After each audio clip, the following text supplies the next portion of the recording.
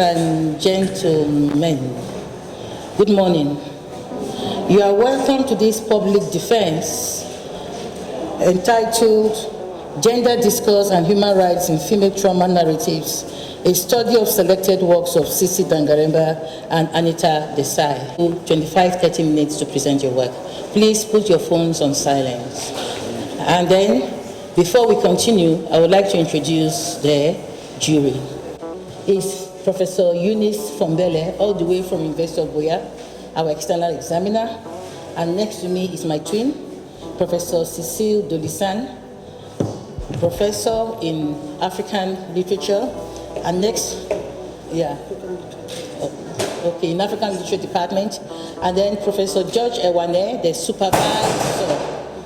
And next to him is Professor Roseline Mutia, who is also an examiner from the Department of English. So having said that, I would want us to sit down quietly and allow Emile present his dissertation. Thank you. Of the jury, distinguished members of the jury, thank you for giving me the opportunity to present this thesis entitled Gender Discourse and Human Rights in Female Trauma Narrative, a study of selected works of Sisi Dangaremba and Anita Desai. This study aimed at exploring Sisi Dangaremba's nervous conditions, the Book of Knot and this monomer body, and Anita Desai's fasting, feasting, and fire on the mountain. It examines the interface between genders and how gender constructs abuse the human rights of the female gender by their male counterparts. Using the aforementioned narratives, this thesis shows the cultural and patriarchal projection of the female gender and its effect on their psychological posture, highlighting the challenges and the restrictions that defy the full enactment of the international human rights laws to address the abused and exploring the traumatic experiences that the female characters go through as victims of abuse. Honorable members of the jury, art in general, and literature in particular, is not a metaphysical object, but one that is interrelated with the society in which it is produced. This is because writers and artists are social beings who live and are influenced by societal activities. So their works, which are the fruit of their creative minds, are articulations of their society in time and space. What is that post-colonial writers grapple with in their narratives is the concept of gender and how gender constructs abuse the fundamental human rights of the female gender. In this context, every literary work of art therefore exposes issues of human rights that are either not addressed by law or are poorly addressed. Let us grapple with and explore the interface between gender, human rights, and literature. Their works discuss the possibility of illuminating the notion of human rights by making human rights discourse accessible to ordinary people. This is because human rights is understood in unfamiliar terms and in different ideologies. An appreciation of such in literary works is therefore vital to the understanding of a society's conception and the negotiation of human rights issues. Human rights are therefore the values that are inherent in every human nature. Chandaan, in an article, Human Rights Training Method, sustains that human rights inhere in every human being, regardless of their sex, their race, national origin, marital status, their culture, history, religious or the social status. However, countless judgments about human rights still exist that are as a result of different cultural and ideological factors.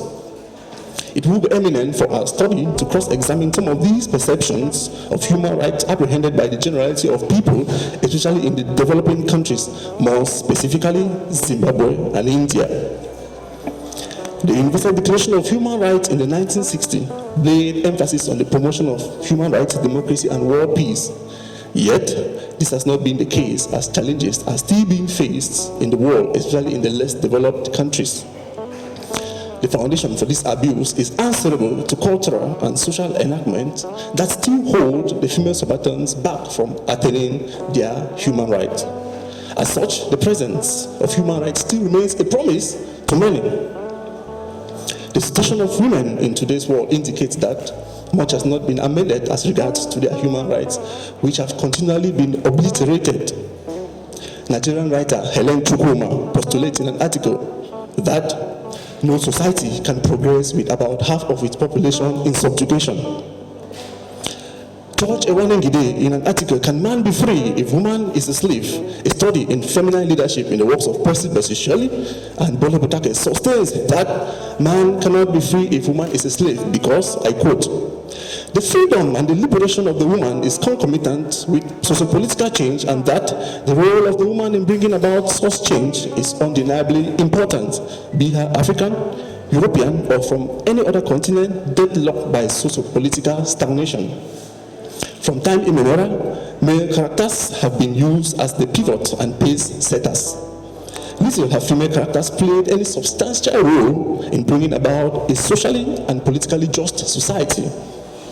The woman's role is hitherto and been canopied to the kitchen and to other chores that are akin to her femininity, while the men do the political talking and decision making that unfortunately affects the voiceless woman." Quotes close.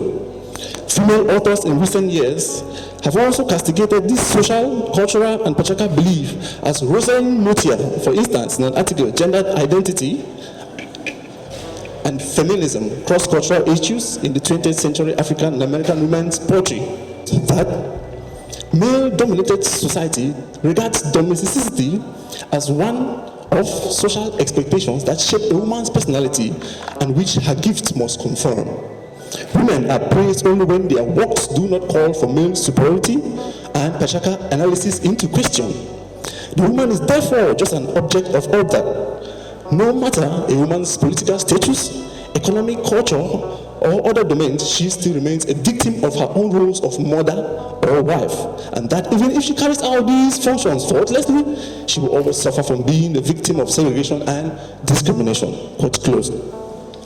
Over the years, much has not been amended to rescue women and to restore their human rights. According to Gaganta Jan, in Manus Mriti, a legal text in Hindu that stated the patriarchal legal codes governing the society, writes that, I quote, "In childhood, a woman should be under her husband's control. In youth, under her son's, and when her son, and I take it all, in childhood, a woman should be under her father's control. In youth, under her husband, and when her husband is dead, under her sons. She should never have independence." Quote close. As a result of this, Zimbabwean and Indian writings have produced a galaxy of female writers like Titi Dangaremba, Anita Desai, and a host of others, touching innumerable facets of the woman's life and their human rights. These female writers have been portraying strong female characters with deeper insight and strong impact, and asserting their lost human rights by expressing their feelings through their creative works.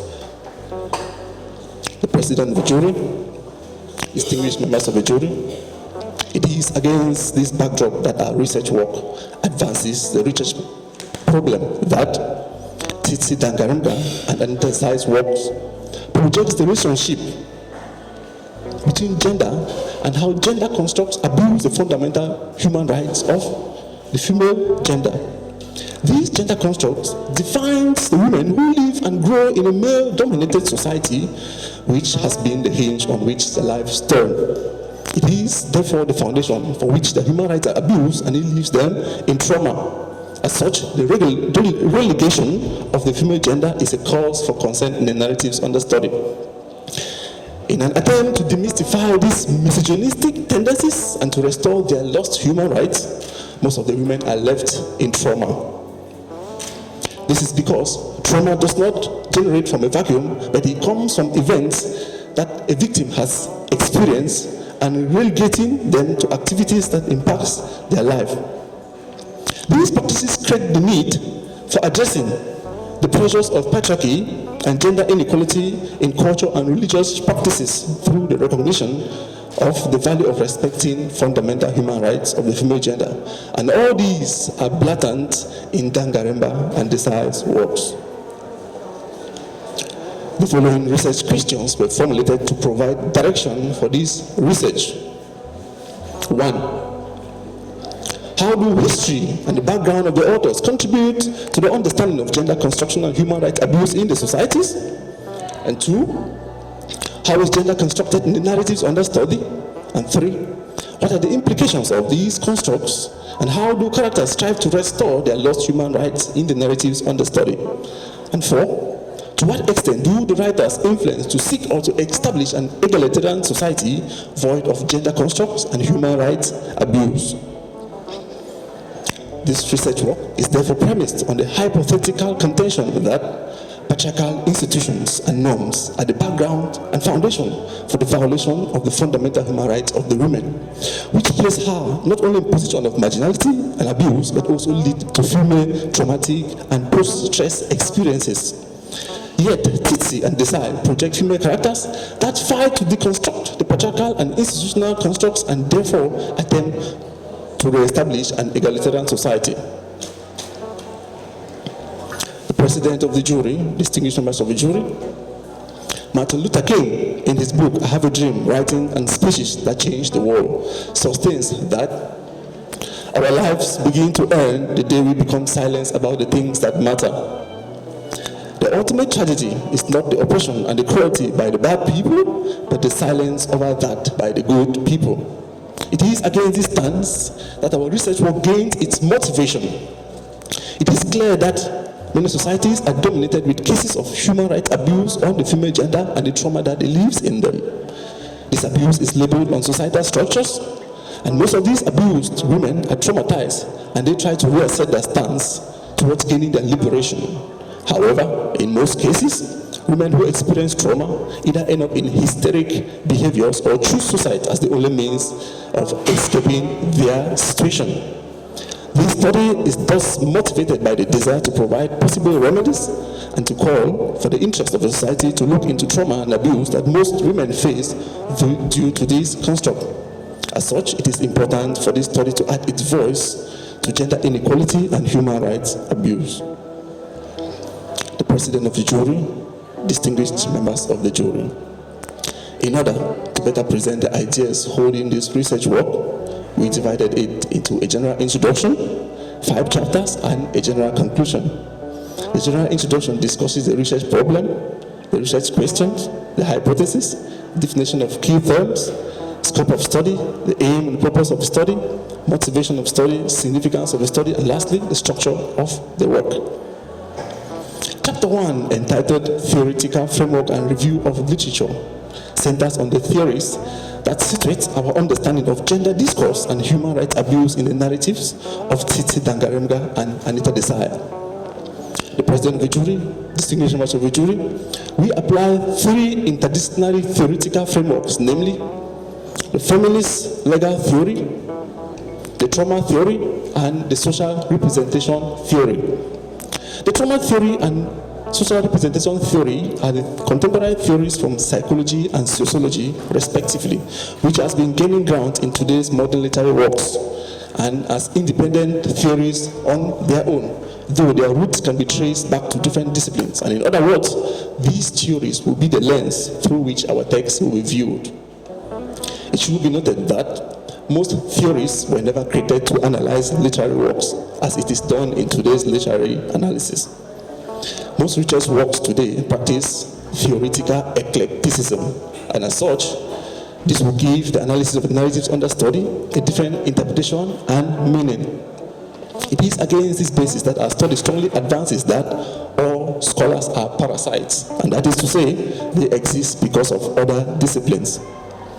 Firstly, the feminist legal theory, also known as the feminist jurisprudence, is based on the belief that law has been fundamental in subjugating women and the legal system is patriarchal. The feminist legal theory is vital to the understanding of this work because it will examine the way law played a vital role in women's former subordinate status and to combat the legal system to favor men and disfavor women. Some of the tenets of this theory sustains that law is a tool for social change and change can be possible, and also gender is a social construct, and lastly that patriarchy and power dynamics is manipulative. Secondly, the trauma theory centers on trauma and how trauma defines the psychological posture of the female gender. This is why the female characters in the various narratives get to manifest hysterically by rebelling at some point in the novel. Over the years, the story of trauma has become relevant in literary and cultural studies. One of the main principles of the trauma theory is that trauma creates a speechless fright that separates or kills identity and makes someone to look at life negatively. And as such, these are the various cases in Dangaremba's nervous condition when the main character, Kambo, says, "I was not sad when my brother died, nor I am apologizing for this callousness, as you may call it, lack of feelings." Quote close. The trauma theory will therefore allow us to probe into the character's psyche in order to gain a better understanding of their reactions and their attitudes. Some of the tenets of this theory sustains that trauma can be invisible and hidden at the moment. Secondly, trauma is not a victim's fault. Thirdly, trauma affects not only the victim but their environment, and that trauma is as a result of multifaceted experiences. And lastly, healing is possible. Lastly, we apply the social representation theory, which establishes an order that enables individuals to orient themselves in a social world and to master it. That is, provide a community with social code for exchange and a code for meaning. As such, every individual is mainly surrounded by social structures, and they must make a choice as to which representation they should abide to. These social representations form the basis why the female gender has been socially represented. The theory of social representation will therefore examine the influence of social relations on the psychological progress of an individual. Some of the tenets of this theory sustains that social interactions are some of the influences of social representations, and also on contextual influence, and lastly, power dynamics. On the flip side, the review of literature comprises of some related, relevant, and prominent works of scholars who have written on the authors and the selected works under study. This is to help us gain an understanding of the existing research and debate relevant to our study. This will help us build knowledge on this topic and to show how our work deviates from former scholars. Chapter 2, entitled Dangaremga and Desai, Social and Historical Backgrounds, discusses their biographies, the historical profile of Zimbabwe and India, and the socio-cultural influence in their art. This information is important because it will help to inform us of their lives and why the writings have elements of gender discrimination, human rights, and trauma. It is therefore imperative, as it will help us to dichotomize their works and how their society played a great influence in their narratives. Though from different regions, both authors championed the feminist quest for the restoration of human rights in their respective communities. And chapter 3, entitled Gender Narratives and the Rhetoric of Human Dignity, discusses all the allocated boundaries and ideology that collude in confiscating and define the human rights of the female gender, contrary to the article stated in the Universal Declaration of Human Rights on the 10th of December 1948 in Paris, France, by the United Nations Assembly to guide the international community in policy making.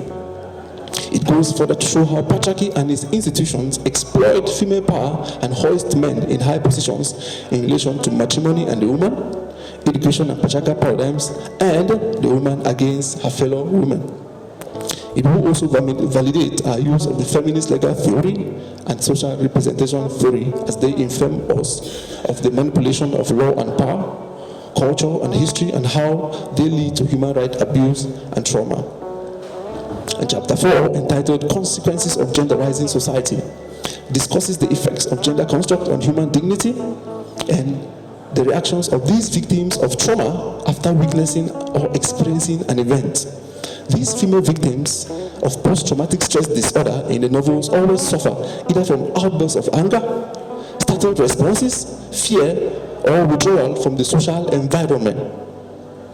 It also discusses the various ways which the women in the narratives under study rebel against the patriarchal clause to regain their lost human rights.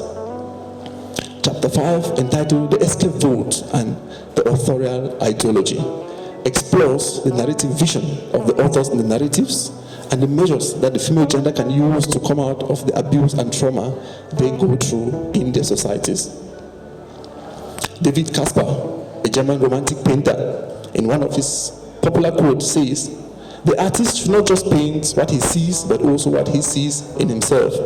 In other words, the novels will be interpreted from the perspective that writers have certain ideological positions, where literature is perceived as an opening through which they can articulate their own ideological stance about their society. Their creative works are therefore a validation that literature can be used as a vehicle to work out trauma and human rights abuse by opening spaces to allow the articulation of traumatic experiences. The general conclusion reiterates the claims and the arguments raised throughout the work. It confirms our hypothesis, highlights its contributions to scholarship, and makes suggestions for further research in other areas of growing research in the fields of literature and gender, literature and human rights, literature and law, and literature and trauma. The president of the jury, distinguished members of the jury, as every research is aimed at producing results, the findings of this study lie in the fact that, 1, women need to take the risk in challenging their fears because action is the only step towards liberating them from the trauma and abuse they go through. This is the case with Dangaremba and Desai's female characters who, despite the discouragements from their male counterparts, still strive to attain their goals. Secondly, women should break the silence and speak for their voices and choices to be heard. Just as Umar in Dangaremba's Fasting Feasting says, I quote, "I knew I had come to a decision to take some sort of action," quote close. Also, education is one of the ultimate goals for freedom of the female gender, as Tambo in Dangaremba's Nervous Condition considers her first day in school, I quote, "It was a liberation." It is also thanks to education that Tambo is able to write down her own story, The Nervous Condition. As she says, "The story I have told here is my own story." And writing down her own story is a form of coming out of the accumulated post-traumatic stress disorder, as the trauma theory postulates. Reading also frees the mind and from trauma and opens the women to new ideas and their rights. It liberates their mentality from what the society has stereotyped it to be, and that is why Nyasha's consciousness stems from the fact that, I quote, "She reads a lot of books that were about real people, their sufferings, their condition, and she was certain the solution were there in the book." Economic empowerment is also a gateway from patriarchal creed. As Tambo says, "I decided I was never to be like my guru, who was not poor and had not been crushed by the weight of womanhood." Furthermore, women must advocate for dialogue and speak out, for it relieves them of trauma and abuse. They need to unite and stand by each other. Though not all women suffer the impact of abuse and trauma caused by patriarchy in the same manner, it is an issue that affects all women in one way or the other. Standing against this must be a unanimous effort. And next, women cannot get rid of an abusive and traumatic society if their fellow women partake in inflicting the pain. Next, men and women should act as complements to advocate for the change of the state of things for an egalitarian society. Mr. President, Madam President, honorable members of the jury, this research work is therefore significant because it maps out the deplorable status of the female gender and it adds its voice to this era where female emancipation and empowerment have become a societal agenda. It is against this thrust that female writers like Dangaremba and Desai and a host of many others in the narrative seek to portray the abusive and traumatic experiences that women go through, and also to discredit the inferiority complex branded on them by societal institutions. This research also brings together two authors from diverse cultural backgrounds and from two continents in relation to gender, human rights discourse, and female trauma. It also corroborates the fact that though the authors are from different regions, that is Zimbabwe and India, they all project and represent the human rights abuse and trauma of the general womanhood. Since the research world is now interdisciplinary, This thesis is significant in that it shows how a literary work can be read through the legal and the trauma lens. It opens new doors for critical research in the disciplines of literature and gender, literature and law, literature and trauma. It also illuminates the ideology of scholars on the effects of human rights abuse and trauma on its victims, and for them to forge scholarly contributions towards its sensitization. This is because reading a literary work from the human rights and trauma perspective helps to uncover the veil that shields the abused. The president of the jury, distinguished members of the jury, to end this presentation, I cannot claim that this work is void of infelicities.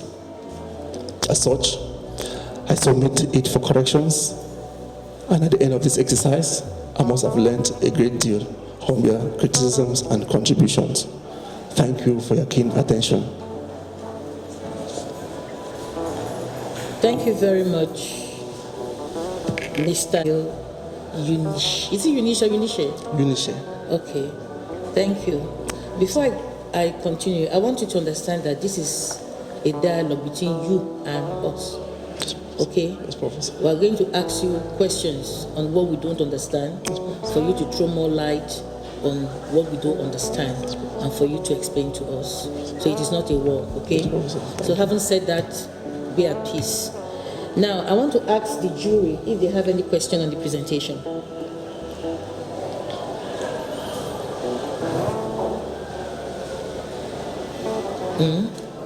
I have one question.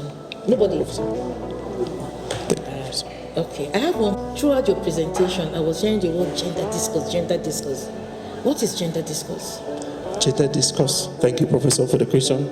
Gender discourse seeks to analyze the disparities between the male and the female.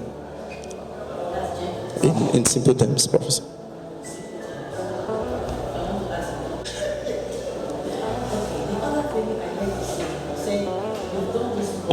Through a legal and trauma lens. Yes, Professor. Now, if you've done this literary piece of work through a legal and trauma lens, for the trauma, which literary theory did you use? Pardon, Professor? You said you've done this work through a legal and a trauma lens, isn't it? Yes, Professor. Because your topic is gender discourse and human rights in female trauma narratives, isn't it? Now, if I'm asking now which theoretical framework is for the trauma part and which theoretical framework is for the legal part. Okay, thank you, Professor. For the trauma part, we use the trauma theory. Okay. And for the legal part, we use the feminist legal theory, which is also called the feminist legal theory, which is also called feminist. So there is a feminist legal theory. Yes, Professor. So what is feminist legal theory? Okay, which is also called feminist jurisprudence. Okay, feminist jurisprudence. Yes, or feminist legal theory. Okay, thank you. Now say that I want to use your word. Thank you, You also said that these works discredit the inferiority complex that women find themselves, right? Yes, Professor. And you also said that this work maps our understanding of the deplorable state of the female gender. Yes, Professor. I just want to find this work as per this thesis, isn't it? The aforementioned narratives that we are working on. Okay, the text, your literary text. Thank you, Professor. Voila, thank you very much. Thank you, Professor. Haven't throw light on what was a bit not straight for me. I will now hand you over to the major examiner, who is our... No. Now we're going into the work itself. Oh, you have something in the presentation? Okay.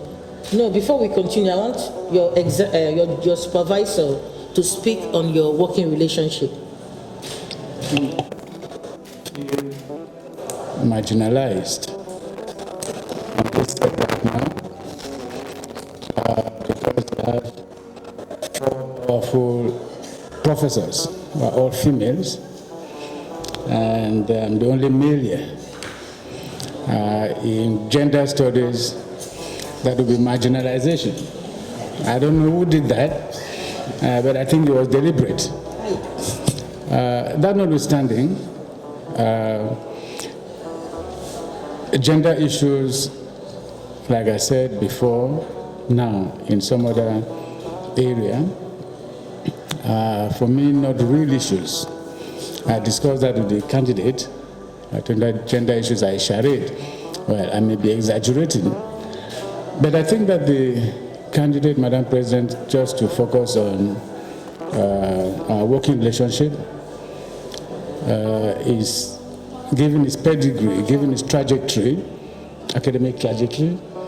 He's a very brilliant student who has done his works in record time, who is very passionate about male-female interactions, but who does not limit himself on the societal interactions of male and female, who goes a little bit further to discuss the effects of this interaction on the females.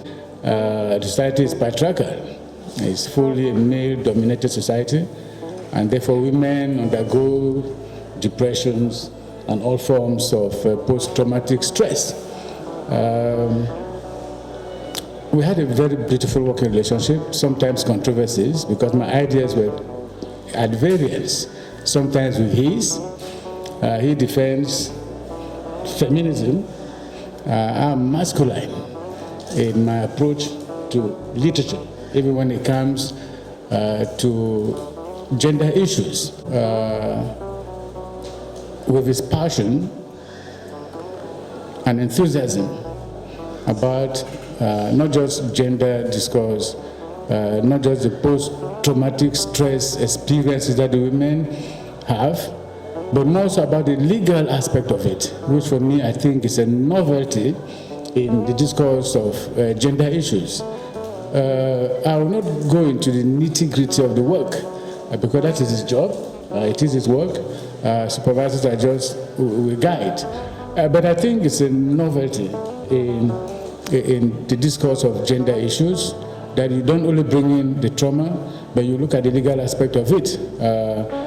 We had a few controversial discussions on this, but we had to settle them, given that it is his work. I would end this first part of it by saying that I found the work interesting. I find the candidate very focused, emotionally stable. He knows what he wants, and he does not just wash and ton-ton. That's what he says, wash ton-ton. But he has a focus in life and a focus in terms of academia. And I think the work will speak for itself. The candidate is fit enough to answer the questions of the jury. He's going to learn. I'm also going to learn in some of the issues that you're going to raise.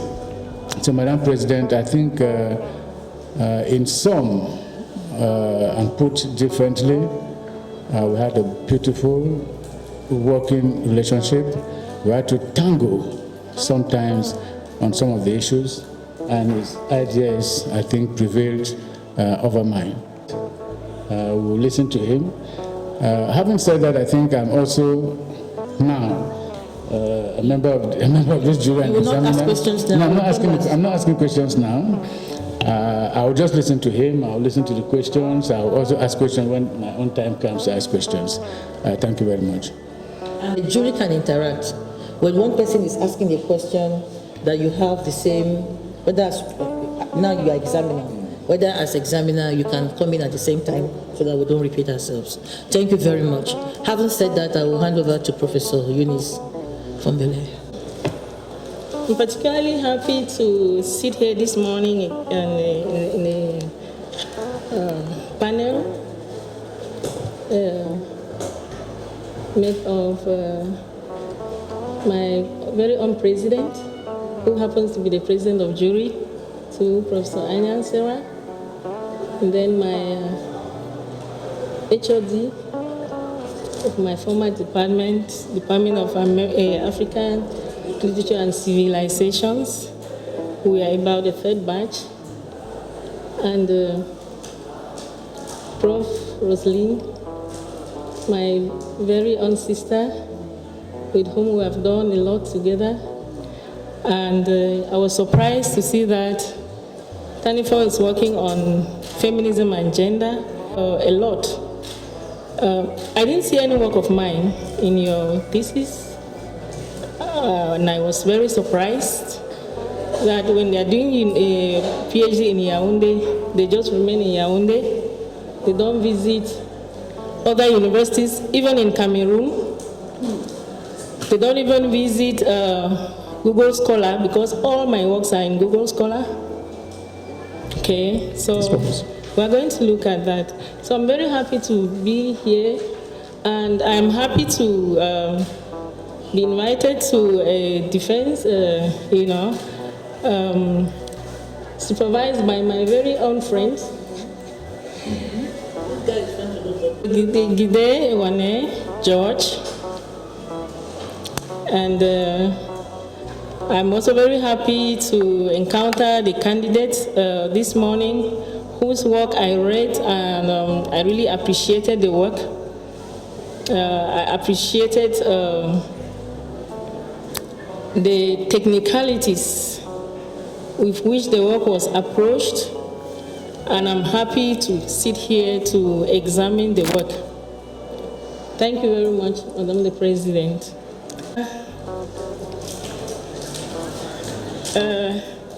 Eunice. Yes, Professor. Thank you for bringing us here this morning to look at gender discourse and human rights in female trauma narratives, a study of selected works by an African and an Indian writer, female writers. And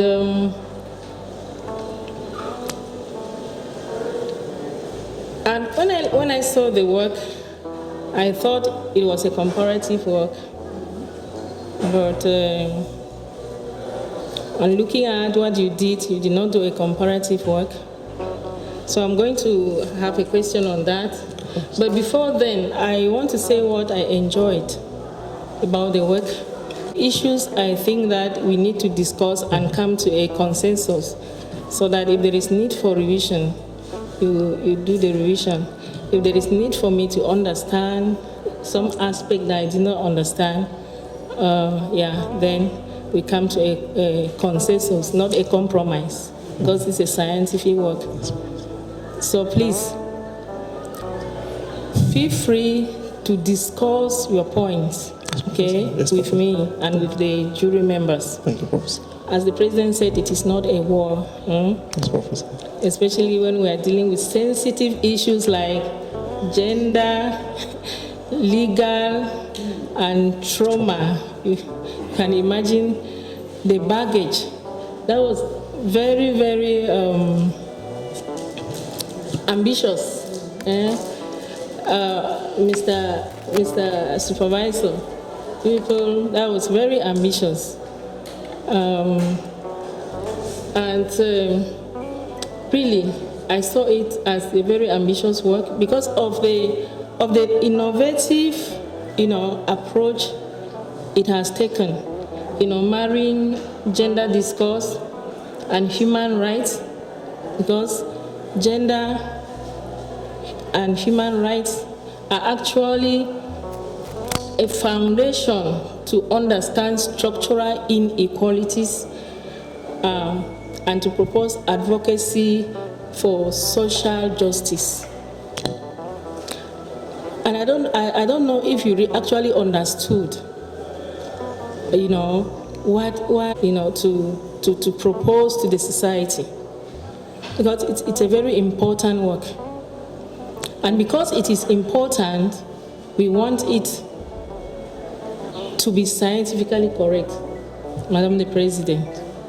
We want it to be scientifically correct. That's why you should be open to say what you think is right, and we are also going to be open to say what we think you should have done. Yeah. So, gender discourse and human rights, to look at trauma narratives, okay? Yes, Professor. And then to see how in the process of trauma, women are trying to resist the patriarchal system. So I see a patriarchal system of meanings and values that work at the expense of women. And anybody can, promote or refute these meanings and values. And this anybody can be man or can be woman. But we agree that these meanings and values are working disproportionately against the woman. And then she enters into trauma, and in that trauma, she does what? She resists. That was a perfect scientific story to me. That's a perfect scientific story that you have engaged in to me. Like I said at the beginning, I enjoyed reading the work, and I enjoyed the passion with which you wrote the work. But I really want to know, why didn't you do a comparative study between Dangaremba from African literature and Desai from Indian context, from Indian culture? Yes. Mm-hmm. Why was it not a comparative study, but at the same time using the gender discourse, human rights, trauma perspectives? Okay, thank you very much, Professor. The reason for choosing the Dangaremba and Desai was to see how gender is represented in African society and the Indian society the same way. So, in a nutshell, it was not really a comparative studies, but just to bring out authors from different regions who discuss the same issue, and the same issues are the same. Yeah, you are saying it wrongly. Yes. Did Professor Njokwa teach you? Yes, Professor. What did she teach you about using two authors? We are using two authors. You do a comparative studies. So why are you saying that in a nutshell? Stop using in a nutshell here. Thank you.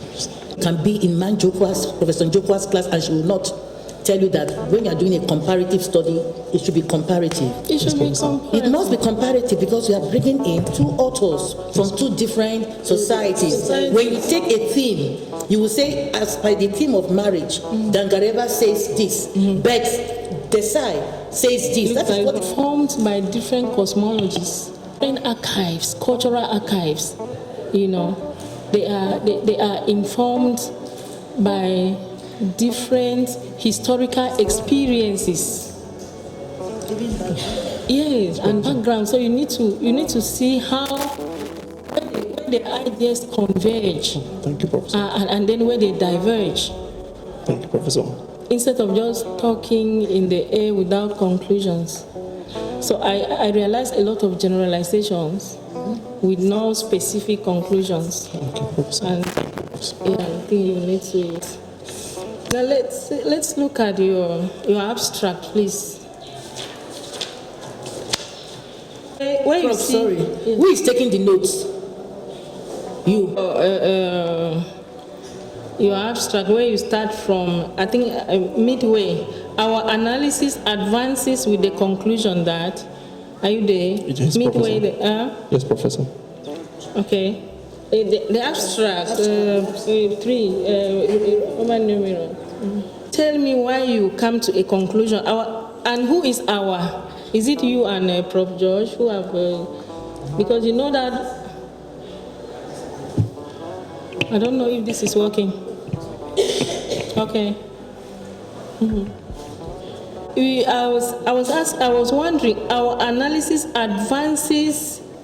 Are you there? Yes, Professor. With the conclusion that no society can progress when the female gender is in suppression. Okay? Yes, Professor. Abuse and trauma. This is a generalization that appears everywhere with illustrations from the text. Okay. Without concrete illustrations from the text. And what I want to ask you in this abstract is, why do you conclude, and then you start telling us that to analyze the narratives, this theory and this study to analyze the narratives in this study, 3 critical literary theories have been used. But you have already given us a conclusion. Because you have to tell us why, okay? Yes, you have to tell us the aim of the work, the objectives, Yes, Professor. then the significance, the theories that you used, the results before the conclusion. Conclusion, and then when you conclude, you start telling us the theoretical frameworks that you use. That's not a good presentation. Okay, Professor. Thank you very much.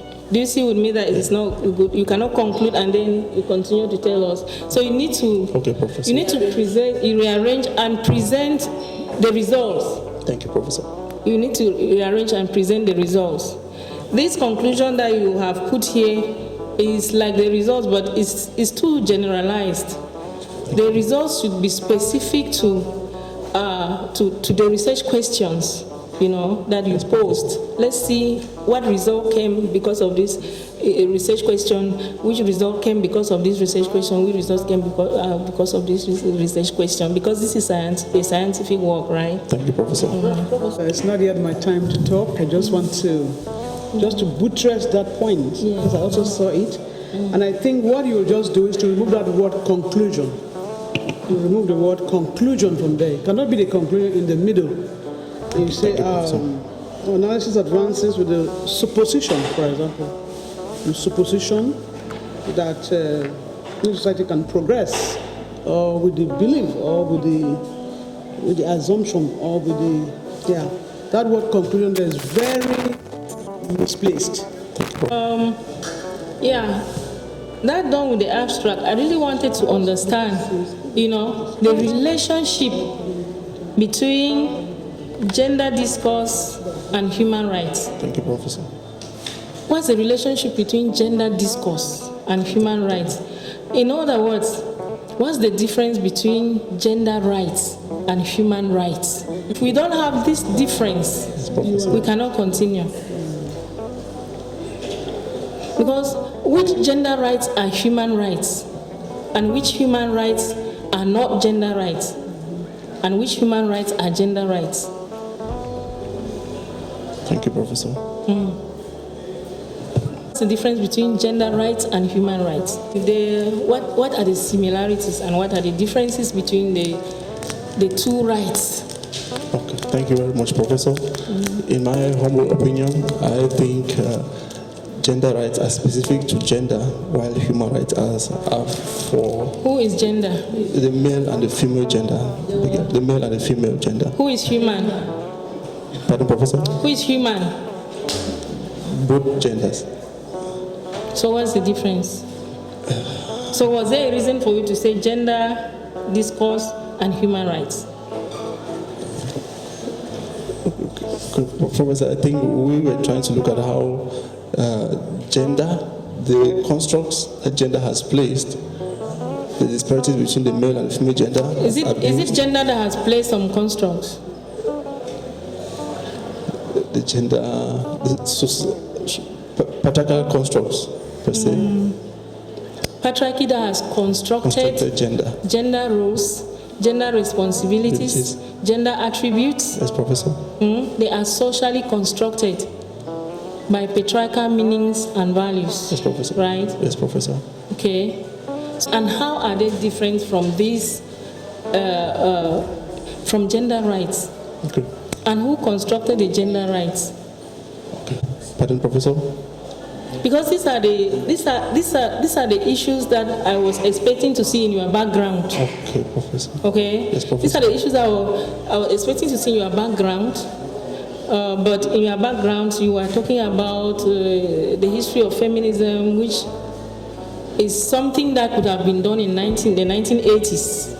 We don't need that now because a lot of water has gone down the bridge. Thank you, Professor. Okay? Thank you, Professor. That what has been done as far as, trauma studies, Yes, Professor. is concerned from the 80s till now. And how is it? Where is your intervention? Because there is no historical positioning in your background. for me to be able to see that, okay, this is your scientific problem. This is where your intervention is coming from, the gap you are feeling, the scientific gap you are feeling. Because the ideas that you are raising, I keep seeing the things I used to read when I was a student in the 1980s, the discussions, the 1980s discussions. The ideas have not moved in your thesis, apart from the fact that you have added human rights, which to me was very innovative, but you seem to remain in ideas that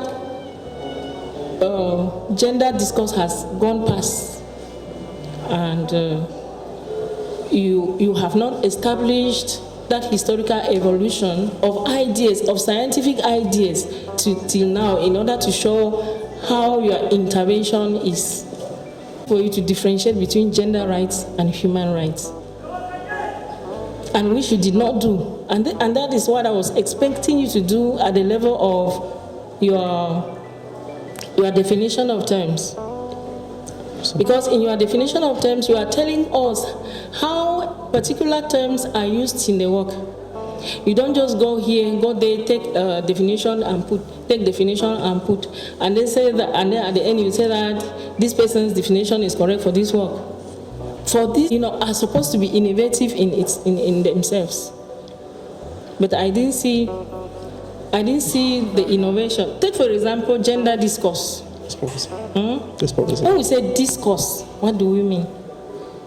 When we say discourse, what do we mean? And this discourse is what was going to help you, Yes, Professor. to do a literary work instead of the sociological work I'm seeing here.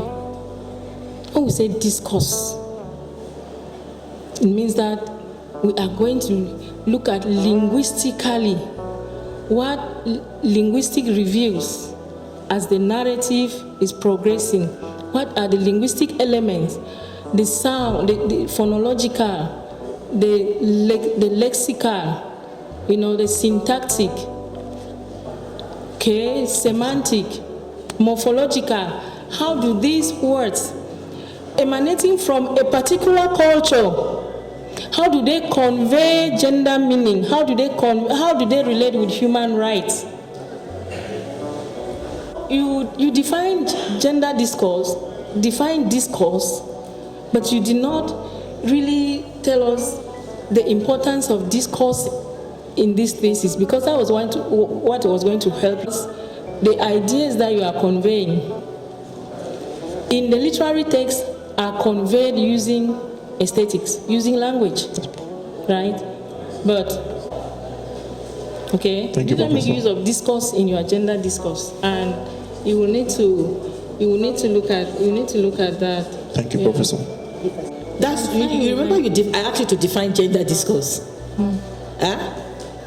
Did you remember I asked you to discuss that? What is gender discourse? See, it's a defense. Yes, Professor. I'm here to learn. You are here to learn. Don't be scared of all texts. Yes, Professor. Do you understand? Yes, Professor. But it's not that you can't give me a quotation that is not there, because I've read all Sisi Dagareba's text and all. I did. Okay, and all More the than side 5 text. cases on. So you see, that is why I asked you. Now, if you understood gender discourse from a literary perspective, you'll be able to respond to the examiner. Yes, Professor. She has given you the elements of the word discourse from a linguistic perspective. But when I teach stylistics, because it's part of it, because there's linguistic stylistics and literary stylistics, what we say, like when they start mentioning semantics, pragmatics, is it morphemes, Prof? We will be and narrative devices. Because the devices emanate from those That linguistic, elements. I'm coming there, Prof. Yes. Yes, because when you say a word is metaphor, what is metaphor? John is a bull. Comparative between two or similar things without the use of as or like. But that metaphor is the bull. Then you say the metaphor is different from the simile. Why is it different from the simile? Literary devices, literary languages. Do you understand? And it's a literary text. You see her, each time she speaks, I see it as a sociological text and not a literary text, because you are not focusing on your literary language, the language used, because there can be no written work without language. Language is a mode of communication. Even in your last chapter that is supposed to do justice to that what she's raising, because in your last chapter, I think I was even interested in the topic. I even wanted to use it. It's not plagiarism anyway. The escape vault, and I was saying, this is good, eh? The escape vault and authorial ideology. How do you speak authorial ideology without the dominant and aesthetic ideology? The literariness. In fact, I also saw that, and to me that's a major weakness in the work. I thought that maybe in chapter 5, since you do that literariness, that is where I'm going to enjoy the reading. But I was surprised that even there, the literariness was like. Let's even leave the literariness and talk about the feminist or gender register, which is totally lacking. You know, the words that discuss feminism, they are not. With a definition of your gender discourse. Thank you, Professor. Thank you, Professor. I will send it to you. It's a set of ideas, narratives, symbols, and language through which texts communicate and shape meanings about gender. That is gender discourse. It encompasses how gender is constructed, performed, negotiated, and contested within literature, as well as how literary texts reflect or challenge the gender norms of their social and historical context. And the only way this text can challenge this is through characterization. Yeah, character development. Yes, you know, the settings, the thematic preoccupation, etc. Okay. Of the discussion, and you left your gender discourse because you did not define it well. It was the definitions are so superficial. So you need to do working definitions for this thesis. Yes, Professor. That's recommendation 2. You need to redo working definitions for this thesis. Not taking definitions from here and there and lining them up and then saying that the definition of this person is good for. You need to understand your thesis, understand the importance, the innovative value of this thesis in order to put it into your definitions. Okay? Thank you, Professor. The level of the general introduction. So I was saying that is what you are supposed to do in your general introduction. You know, make us know, see how feminist ideas, gender discourse, you know, traumatic narratives, how discourses in these areas have evolved, you know, Yes, Professor. period by period. In this period, who were discussing what, in what way? In this period, who are the scholars who are discussing what, in what ways? What were the contradictions? You know, what were the agreements? And now, this is where we are. This is what I saw that is lacking in previous research. Not what you have done here in your research problem. Yes. That's what you were presenting. Yes, Professor. You said something about in Zimbabwean and Indian, many things have not been reading. Many people have not focused on women writings, except this one. Goodness. Apart from apart from Sisi Dangareba, which other Zimbabwean author have you read? You just get. I've read of Yvonne Vera. Which text? I just, more of my studies was on Sisi Dangareba, but I know some of the authors. Which text? You say you've read Yvonne Vera. Which text?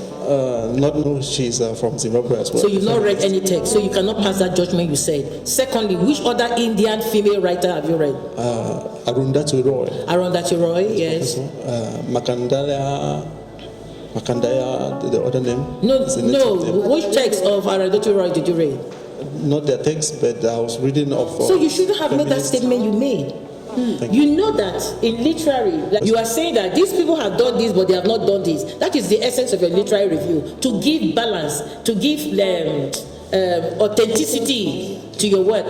So if you are doing a PhD in American and Commonwealth, Searching for originality. yes, how can you not have read any other author apart from the two authors you are treating?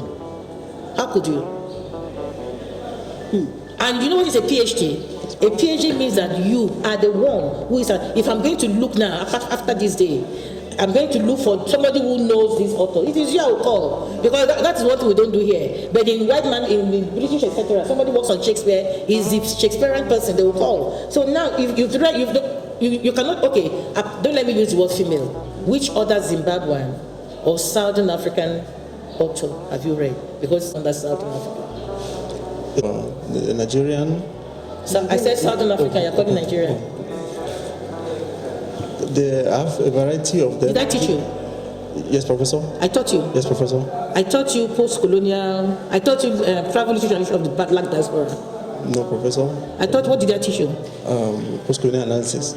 Post-colonial studies. That was in level 3. What year was that, Papa?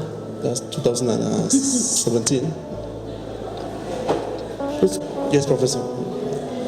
She taught you travel literature of the Black diaspora. She taught transcendentalism. That was Prof. Blossom. Oh, we also taught literature of the Black diaspora. We always teach that together. We call creating a scientific space for yourself, right? You're creating a scientific space by discussing what others have discussed and limiting down to what you want to discuss. Is that okay? Yes, Professor. And that's what we've done. That's what others will call the research problem or whatever kind of thing. Now, after that, what do you have? You have your research questions. Yes, Professor. Because after observation, you realize that there are so many unanswered questions that you need to answer. You bring forth a thesis, or what you call a hypothesis. You cannot have 10 hypotheses. There's no way. You cannot have more than one. You rightly said it, all right? Yes, so you have one hypothesis. What's the hypothesis? There's a single and simple formula for establishing a hypothesis. If A is B, then C. Does it make sense to you? Yes, Professor. If A is B, then C. And that's what I think you've done. You're looking at the work. You say your work is premised on the hypothesis that. Now, what is the consequence of that premise? And that's what you've done. So you can have more than one hypothesis in a thesis to draw conclusions. The hypothesis like drawing conclusions before concluding. Is that okay? Thank you. So what is the hypothesis? Read the hypothesis. You want to read it, all right? Which is found on page 5. What's the hypothesis? You realize that answer is simple, short, brief statement that gives you a focus on what the work is and even projects into the conclusion. You get what I'm saying? Yes, Professor. So what is the hypothesis? Okay, thank you, Prof. The work is premised on the hypothetical contention that patriarchal institutions and norms are the background and foundation for the violation of the fundamental human rights of the woman, which place her. Thank you, Professor. Tell me your thesis, not to read. Not to read. This is your thesis. Tell me your thesis. Don't read it. Thank you, Professor. Okay. Very low. If I was the examiner at that point, you see me, I'll get very excited. She's even very calm. Thank you, Professor. You are frightened by women. We are defending women. Yes, it's a lot of contradictions.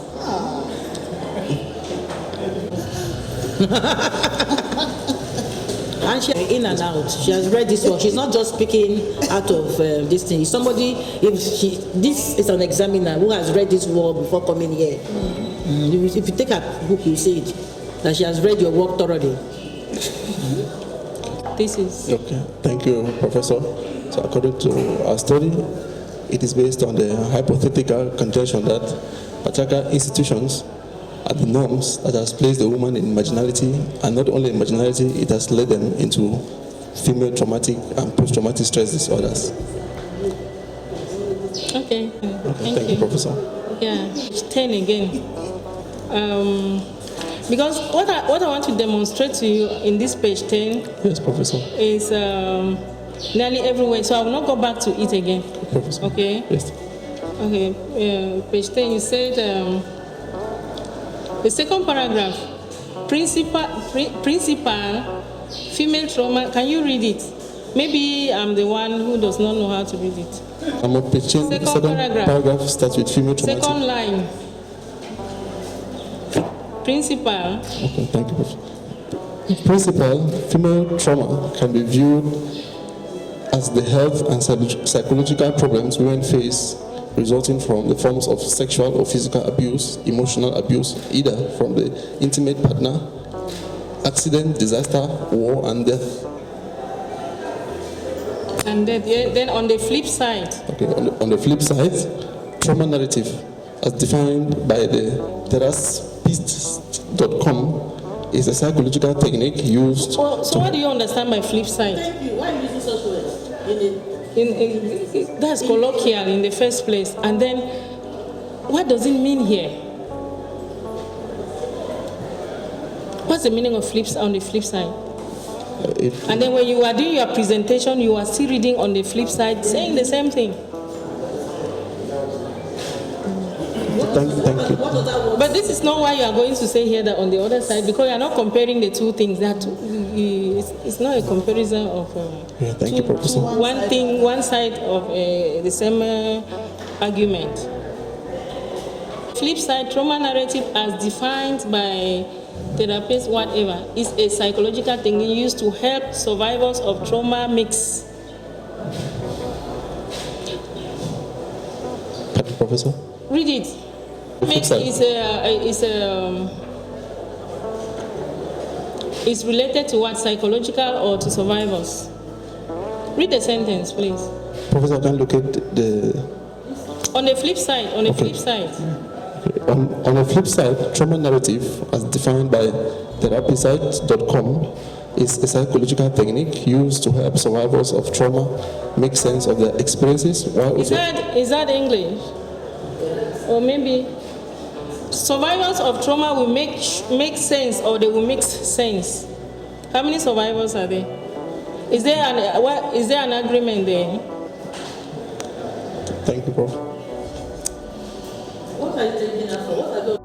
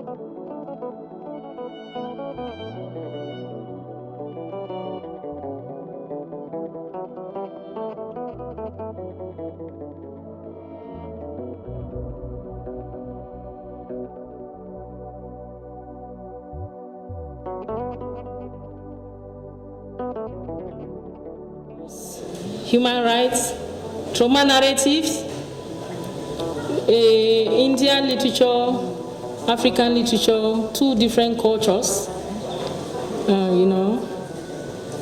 It has been an ambitious venture.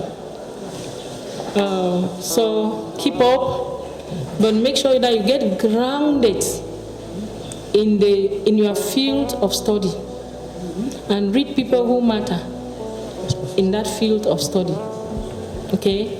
And follow, position yourself within scientific narratology. What is happening at what time in this field of study? Where is my voice? How important is this voice? And what is it solving? Because when you go for multidisciplinarity, it means that you want to move literature from fundamental research to what? To research that will solve societal problems. And so you have to tell us its social relevance, its policy recommendations, and all the like. Thank you very much, Chief Examiner. We appreciate your insightful and detailed cross-examination. Thank you. Yes. Yes, let me just step in 1 minute to tell the candidates that it's important to say yes, Professor, but it's also important to defend the ideas that you have. Like we said, the work is not anybody's work, it's yours. Okay? I'll give you an example. When they say in chapter 5, there is no textuality, it's only narratology. Do you agree? Are you saying that you have chapter 5? While you're talking about the escape vault, while you're talking about the authorial vision, the characters that are found in your text, the kind of language that they use, you do not use it in that chapter? Now, give us an example, Madam President, of a way out, textually, a way out of the trauma, post-traumatic stress experiences that any of the characters in any of the books uses. Is there any? Yes. Answer. Thank you, Professor. For example, in the Titi Dangarenga's nervous conditions, we have Tambu, the character whose father refuses her from going to school. She's forced to stay at home while the junior brother goes to school, but she insists in cultivating maize, paying her own school fees, and that is some sort of coming out from the stereotype norm the society has placed her into. What the examiner expected from you in that chapter is using literary stylistics in bringing out the authorial ideology. It is easy. You could have said that using flashback, for example, using flashback, you will see that Tambu, as I said, yes, Tambuzai, she begins with, I was not sad when my brother died. Just look at it, I was not sad. First person pronoun. And one way, when you were presenting, you said these stories are her stories, isn't it? Yes, Professor. Where in this work have you even said that this work can be read as a autobiographical fiction? Those are the terms, those are the jargons that she expects you to use. You work literary, because can you speak authorial ideology without aesthetics ideology? Can you? No, can you? We are discussing. Can you speak about authorial ideology without aesthetics and dominant ideology? What you've mentioned is a dominant ideology. Yes, Yes, that is what was weighing, male preference over female children. Now, what is the aesthetics? How is Sisi Dangareba able to bring out the difference between being a male child and a female child? Coming from that, some quotations of Tambuzai, when she says, for example, I was not sad when my brother died. What technique did the author use? That's that is a flashback. Just apposition. You see, you are not speaking literature, truly. You are making new jittery. You are not speaking, you are not responding. These are your texts. First, I'm already disillusioned that you read only 2 texts of each author. That you said you don't know how many books they wrote. It's not correct for this level. It's not masters. They are supposed to know the authors. Clear Light of Day by Desai is basically on trauma, women, and all that. You should even be cross-referencing some of the other novels that you've not pre-selected. Out of 12 novels, you've used 2. Out of the 12, you've read only 2. And you are doing a PhD, Doctor of Philosophy. What are you philosophizing? She has short stories, she has poetry. Did you know that? And everything is online. And short stories. 12 novels. So the ball is in your court. You watch Arsenal now. Is it Arsenal United and me? I don't even know football. I only hear Arsenal. Me, I will fail if you ask me about that now. So try to talk to us so that we have a sense that this guy has grappled what he's speaking on. Thank you, Professor. Have you understood? Yes, Professor. Now, in chapter 5, what did you do?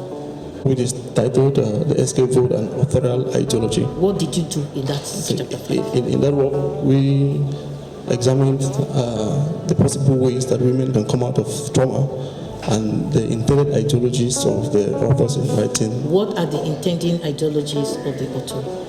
The intended ideologies they are to mirror out the trauma women go through. That's all. Do they find the pathway? Do the women themselves in the text, all right? Yes, Professor. Have a leeway towards, away from the trauma? Yes. Are there any solutions? Do they come to these solutions? And how does the author aesthetically subvert exactly. That's what we're saying. Subvert the dominant ideology to present what he thinks is the better idea. Yes. Authorial ideology shows how the author has subverted the dominant identity beautifully. You're talking about an egalitarian society, all right, that the author projects.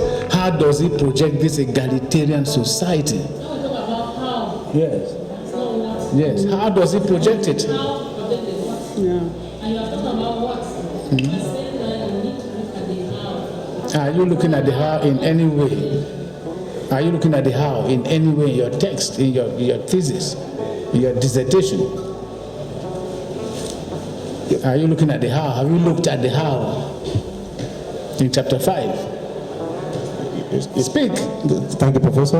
In chapter 5, we have actually looked at the how and the rebellion. The different ways the female characters they rebel, and that is the how to come out from the trauma. You talk about authorial ideology. I've asked you this question. What are the authorial ideologies found in that chapter that you saw, that the author is speaking to? Thank you, Professor. The authorial ideology of the author is the ideology the author had in mind in writing the text. Okay. Yes, Prof. So what is that ideology? What is it? Ideologies are the ways that men can come out from trauma. That's the ideology. You have not talked about no, he's working on women, so he cannot have girlfriends. So I hand you over to Professor. Rights. All right? Because when Professor Mocha will start now, it will be interesting. In terms of human rights, the question that was asked is whether the difference between women's rights and human rights, right? Whether, and another way you could ask the question, are all women's rights human rights? Inversely, on the flip side, to borrow from your word, are human rights women's rights? What we're saying is this: can you, in the package of human rights, fit in women's rights? Answer the question first. Yes or no? Yes, Professor. Yes, Professor. Now, can you, in women's rights, fit in human rights? Yes, Professor. Yes. Okay. Another issue that was raised, it has to do with the Universal Declaration of Human Rights. They said you needed to read all the 30 articles of the Universal Declaration of Human Rights. I bet that you might not have read that. But when you read the 30 articles of the Universal Declaration of Human Rights, it's not a question I'm asking, I'm just trying to explain something. If you read the 30 articles of the Universal Declaration of Human Rights, they are regrouped into different kinds of rights. You have the rights of environment, you have the rights of all kinds of different political rights, civic rights, and all of that. Now, when you regroup all the 30 rights together, the women's rights fall within the 30 rights of the Universal Declaration of Human Rights. Does that make sense to you? That's why we say women's rights are also human rights. You get what I'm saying? So you need to grapple with those. I was just trying to explain some of those things. I've not started asking questions because I have 26 questions for you. And I hand over to the President. Thank you for giving me the time that I stole. So, never. It was a fun union, and so I'll not go again into detail. Well, I've been given 20 minutes because I know that I talk a lot, so they have limited me to 20 minutes. So, well, we'll see how it goes, which means I won't go very detailed. But let's start with, well, let me just say that I read this work with a lot of interest. Because whenever I see gender discourse, I know that it is within my domain, and there are some expectations which I have whenever I have a work on gender, on feminism, on women. I expect some things which I didn't see in this work. Let me just be frank, because once a work has been written, it's difficult to go and have it changed. But you can know what is lacking, but you know that it cannot be changed. Because for it to be changed, the work has to be rewritten. So I'll be frank with you, because you are entering into a field. You're entering into a domain in which you'll be considered in future as a specialist. Now, what is the field you're entering in? If you were given this work to put on the shelf in a library, where will you characterize it? Is it under feminism? Is it under gender? Is it under legal studies or sociology? Where will you place this work in a shelf in a library? Placed under gender studies. Under? Gender studies. Under gender studies. Should we do gender studies in this department? It doesn't matter. You can just do something that is not in the department, but which you really can do well. Which you can do well. So I don't think Mr. Madam He's not going President, to have a PhD in gender studies. He's going to have a PhD in literature. specialization within the department. He's not in sociology department. Yeah. Well, okay, but Gender studies in literature. Yes. So this work is basically a literary work, but you have carved out a niche. You should master that niche. You should really master it in terms of the discourses. That's why we say gender discourse is one of those generalizations. Gender discourse is very, very vast. It spans centuries. You have the gender discourse of the 19th century, the gender discourse of the 18th century, you have the gender discourse of the 20th century, and even the 21st. We are now in the 21st century. So one of the first things you had to do was to delimit your era. Is it, you are talking about gender discourse and human rights. Is it in the 20th century, in the 21st, or in the 19th, or in the 18th? Questions that you cannot even answer. So that was the first, the first thing that struck me when I took the work, when I read the work. The time frames were not well determined. They're not well demarcated. Okay, that was the first thing. And they say gender discourse. Gender discourse, like I said, is vast. Thank God that you try to limit it to an area which is legal. You try to bring it into the legal framework. So you did gender discourse and human rights. But like the first speaker said, adding gender, that's gender discourse, with legal rights and with trauma is too big for a PhD. It's too ambitious. It's something that you'll not be able to pin down. You'll not be able to pin down something that everyone will know, this is what he has really done. This is what he has really said.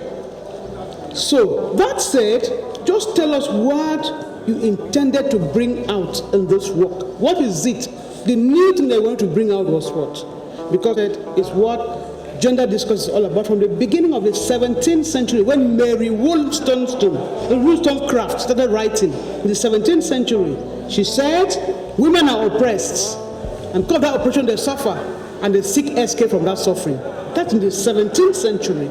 Now in this new century, what is it that you wanted to say about gender discourse? Tell us what you wanted to say in this work about gender discourse. given that the work discusses gender discourse, human rights, and trauma, so the aim was to look at how gender construct abuses the human rights of the female in our contemporary era. Yes. Yes, Professor. Are you saying that human rights are different from feminist rights, from women's rights? No, Professor. Because if that's what you're saying, then it's a new thing. But if you're saying that human rights are the same like women's rights, it's what was said in the 17th, 18th, 19th, 20th century. But if you're saying that we should now begin to link women's rights to legal rights, which means if a man goes against these rights, he can be punished in court, then it's a new thing. Because in the past, it wasn't like that. Women just suffered, and there were two tactics that men used. They used the tactic of silence and the tactic of silencing. The women were forced to be quiet. In silencing, a woman is forced to be quiet. You have no right to agitate. You have no right. You are made in order you cannot even talk. So you are just circumscribed in a restrictive environment, and you have no voice. And I talk about, in gender studies, talk about voicelessness of the woman, talk about silencing of the woman, talk about silence, where the woman herself decides that I'll not even talk, I'll just sit quiet. That's silence. But silencing, the woman is actually silenced.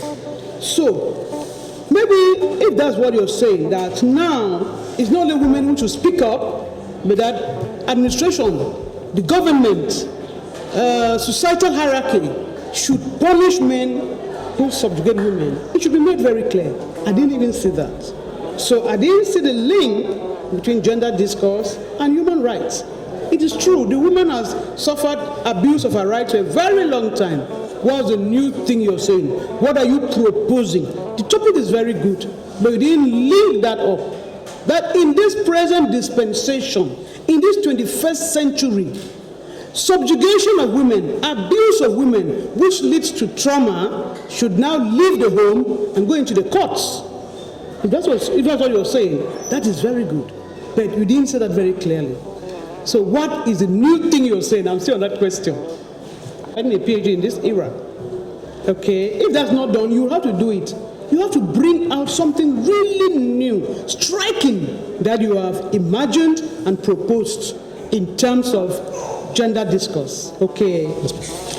Taking note, so you ameliorate it. Yes, Professor. Okay. The reason why your professor asked you to answer is to show for the science. N'est-ce pas?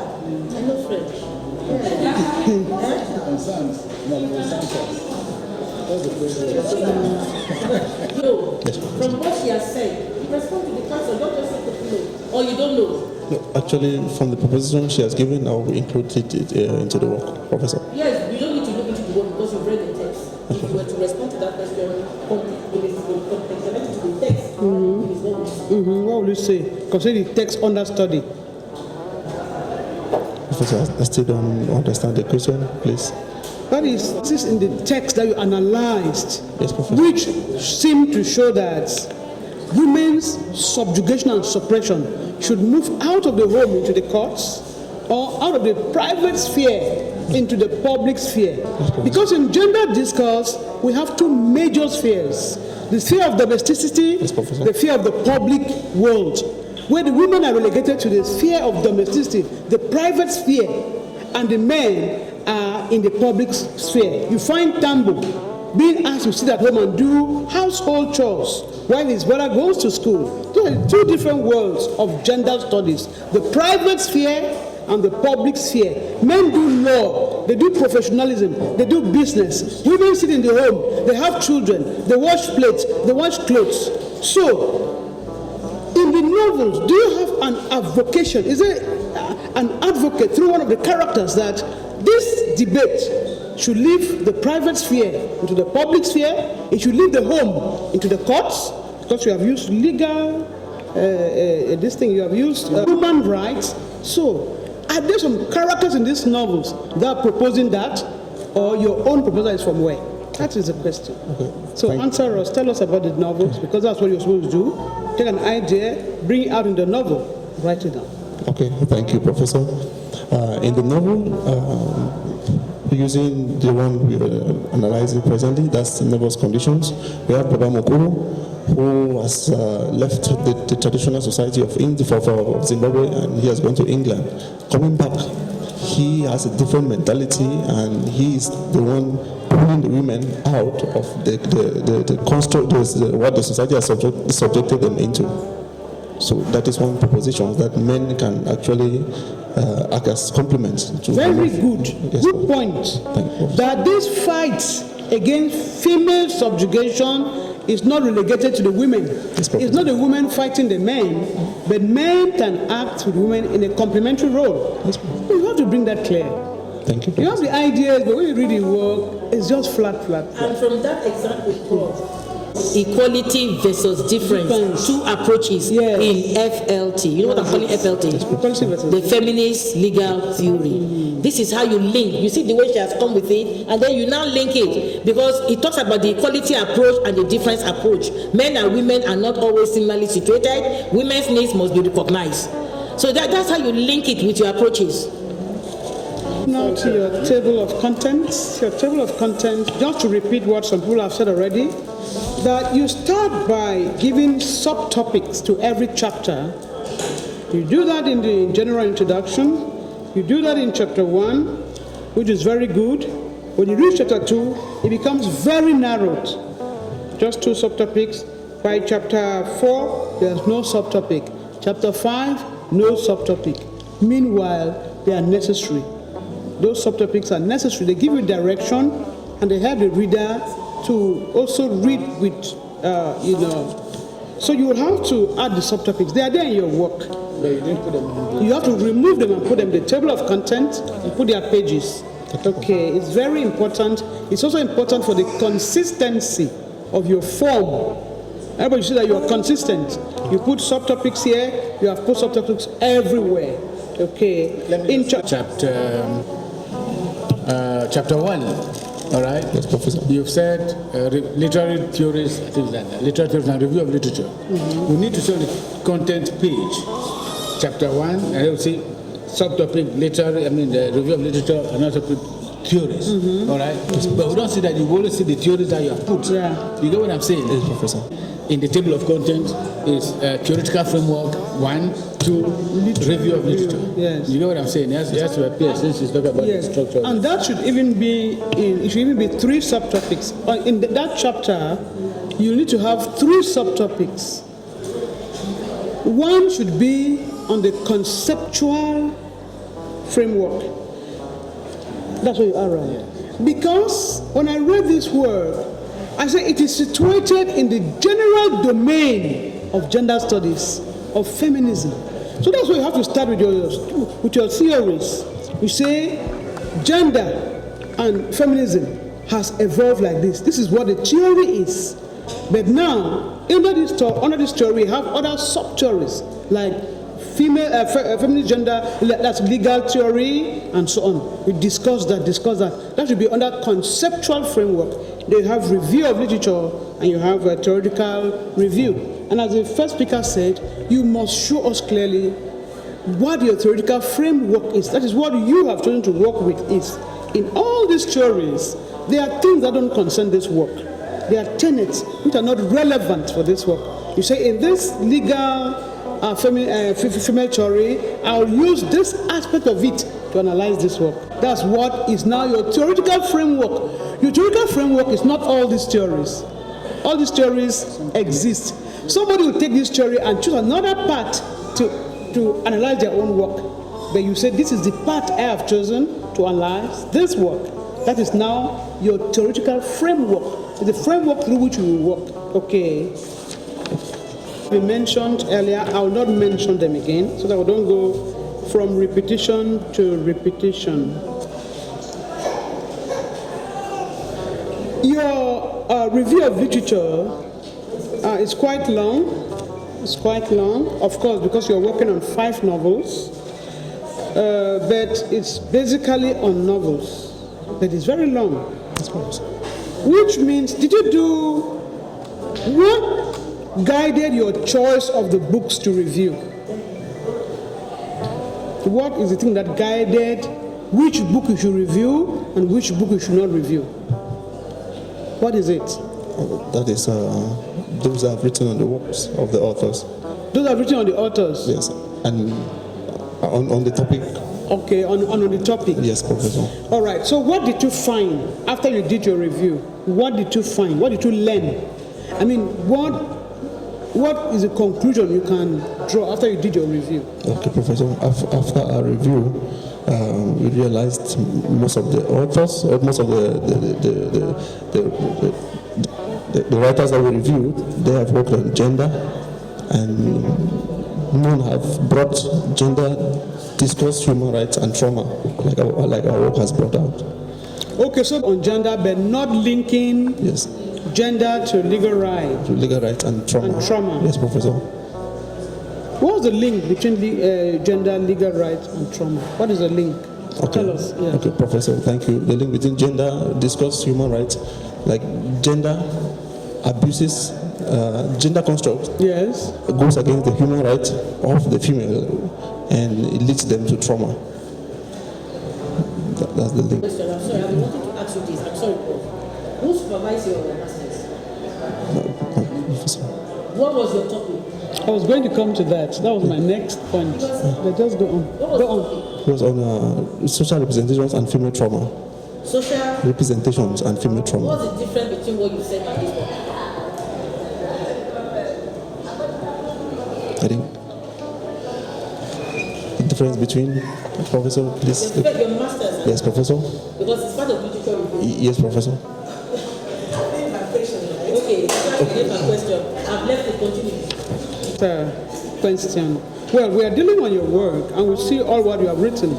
So, you wrote in your master's degree on social representation and female trauma narratives, a study of Titi Dangaramba's nervous conditions and Anita Desai's fasting feasting. Same authors, same subject matter.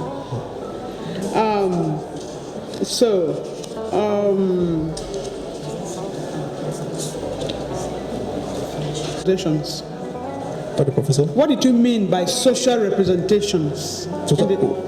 In the masters? Yes. We looked at the different roles that has been positioned to the woman. Yes. Yes, Professor. And you found that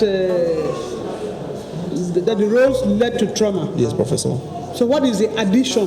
What is the difference between that dissertation and this thesis? Thank you, Professor. The difference is we included human rights here, looking at it from a legal perspective. Okay. In relationship to your own topic, what did the critics that you review said? What did most of the critics that you review say? What did they say about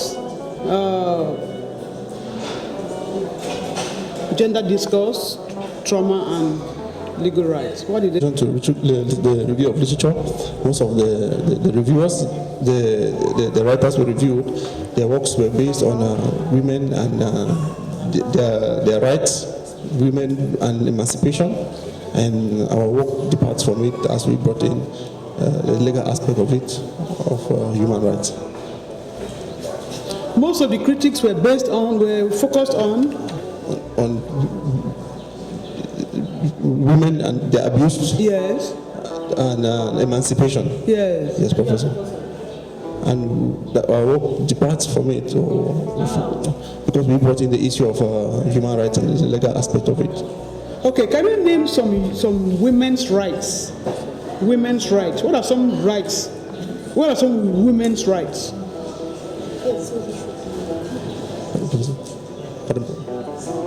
Okay. Some of the women's rights, right to education. Yes. Right to speech.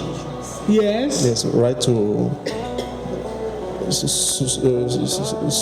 socialization. What do you mean?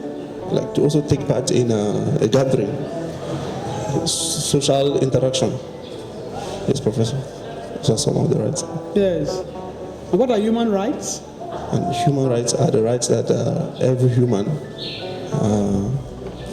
is entitled to. to. What are some of them? the right to school, Yes. the right to education, Yes. the right for speech, the right to life, the right to shelter. Okay, the right to life.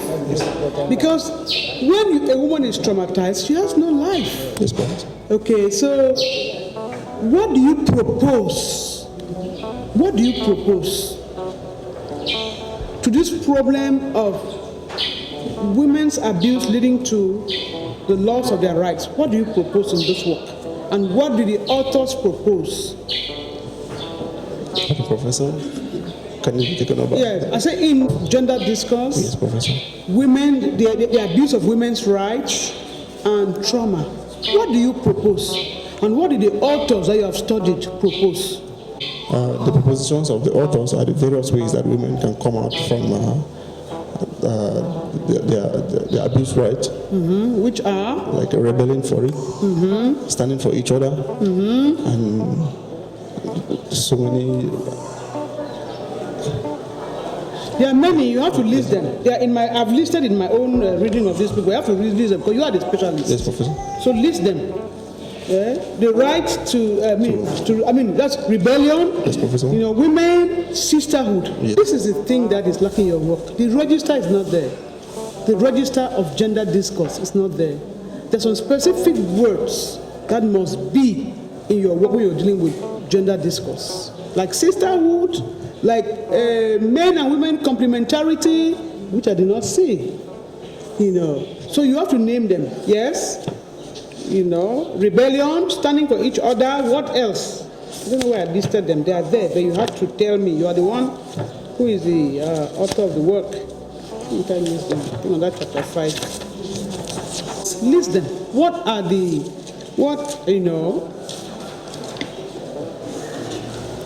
from the analysis of the work, you have touched on them. Yes, but you have not brought them out. Bring them out. Rebellion, Yes, which can also be called self-reassertion. Yes, Professor. Yes, what else? They need to also break their silence. They shouldn't accept the constructs labeled on them.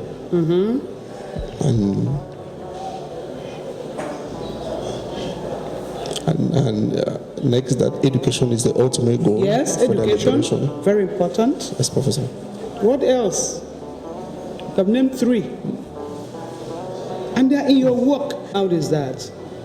If one is not a specialist to see them, you have not brought them out in a way that everybody can see them. There should have been subtopics in which you discuss all the texts that, like in chapter 5, the escape vote. You have to say the means of the escape are this: self-assertion. In this novel, this is how it manifests. This is how the author shows it. This is how the author shows it. In this other one, this is how the author shows it. You go to another one, economic and educational empowerment. Because one of the greatest escape roads is female empowerment. And a woman can empower themselves through education, through economic activities, through business. Also, the kind of complementarity between men and women, courage to change. Courage to change. Even if the change means rebellion, the woman is advanced. And you have them in your work. You have them in this work. But they are not brought out. They are not highlighted. You know, people can easily, see them. You even have, you even mention in this work association with the natural environment. I think that you have here, but they are just thrown here and there. Thrown here and there. You will start with one. You can start like with education. They go to another one. They come back to that one, and so on. That's okay. You must know exactly what you're saying. Like in chapter 5, the escape vote. You have means of escape, and you look at this means of escape in all the novels. In this novel, this is how they do it. In this one, they do it like this. In this one, and so on and so forth. You have a good, well-ordered chapter. That's what they kept hampering on it. That they wanted to enjoy that one because we want to explain now how they did it. You bring the author's point of view. You bring his style. How he showed it like this. Well, he showed it like this. Use this irony. Use this flashback. Use these innuendos, and so on and so forth. So, like I said before, I really don't think I want to go very much in depth, but I will still ask you some very important questions before I stop. 198, page 198 on the very first lines, also, Tambo gets traumatized by Baba Mukuru's dictatorship for forcefully imposing a church wedding between Lucia and Tekshore. Tambo courageously retorts to Baba Mukuru, "I am sorry, I do not want to go to the wedding." And you say, this indicates the accumulation. What is trauma? My question to you is that what is trauma? In many terms, trauma is the impact of an event on the psyche of the victim. Yes, but how does trauma manifest? In different ways. Trauma manifests by hysteric manifestations. Yes. Outbursts of anger. Yes. And rebellion. Okay, because to me this is more of rebellion than trauma. He rebels. That is his authority. That is her authority. That is, she looked at this man as his father, as her father, as authority. So when she rebels, it's not trauma. Trauma manifests in a kind of hysterical behavior, some kind of you lose yourself, you're no longer yourself, you don't behave normally. Trauma manifests even through depression, but here it's really rebellion. It's the hierarchical power, the power that is generally traditionally considered as the power of the head. Because patriarchy means what? Leadership from the head, and the head is usually a male. And when a woman now starts speaking back to that head, it is called rebellion or self-assertion, but it's not trauma. So you actually define your terms, but in the work you mix up those terms. One authorial ideology in chapter 5. Authorial ideology, wanted to show the author's ideology, and I asked whether the author had one ideology. Look at page 255. 255, we say, from the above definitions, it is realized that ideology signifies an accumulation of ideas, principles, and doctrines conceived by people. That's good, very good. But in that ideology, you seem to have presented one. I say I'll not touch on what people have touched on, but sometimes repetition helps you understand better. We talked that we have said before that the authorial ideology is not one. It's many things. Like his ideology about post-colonialism, represented by who? Baba Mukuru, post-colonialism, others who took over from the whites keep repeating the same behavior patterns of the whites. Ideology about feminism, gender relations, ideology about many things. So, but I didn't see those things. I didn't see the author's point of view on all those things in chapter 5.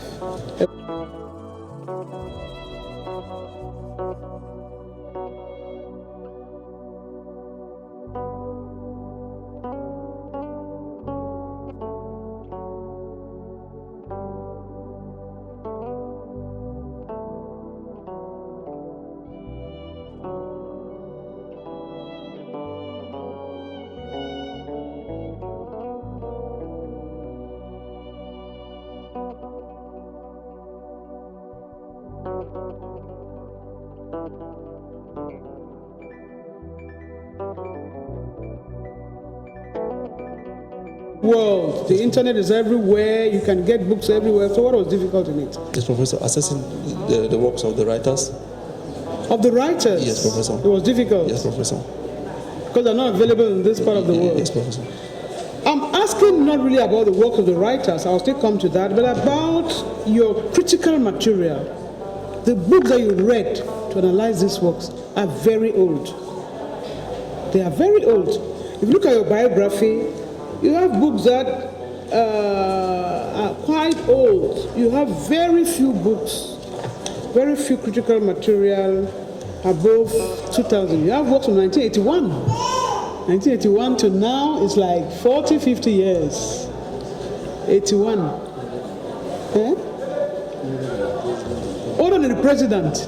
President Biya in power. And we will say that he has stayed too long in power. But your works that you chose are older than he stayed in power. You have books in 1981, books as old as, You have current books. You have books that are 2014, 15, 16, 17, 18, 19, 20 that you reviewed. Yes, Professor. He said that. Thank you very much. If you look at the biography, their works. Don't say that if you look at the biography. 334, for example, go there. You are not showing that you have this work at your brief. 2016, 2018. It's your work, it's not my work, but me, what you say, I'm so content. Yes. Okay, yes, those. Even though you have works from 80s, like on page 329 and so on. My question is this: why did you, you have professors that have taught you, sometimes you can approach them and ask for books. Many of us on this jury have written on gender. I mean, that's my field. I don't see any of my works here. There are many of them. And they are recent, they are new. So, what was the difficulty in meeting your professors and asking for critical materials? What was difficult in that? What was difficult, Yunishi? Okay. It was just your laziness, maybe. Maybe you were just lazy. To meet a professor and say, Professor, I'm writing on this. Is there any material you can help me with? That's how you learn. You gather material from all over. Stumbled on some articles of you. Yes, Professor, I've seen articles of. Which one?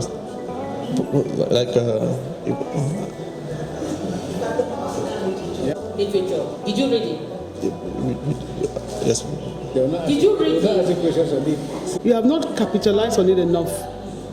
You have not capitalized on the fact that this work is proposing that gender discourse, gender disparity should leave the private sphere of home and domesticity and go into the public sphere of law and the courts.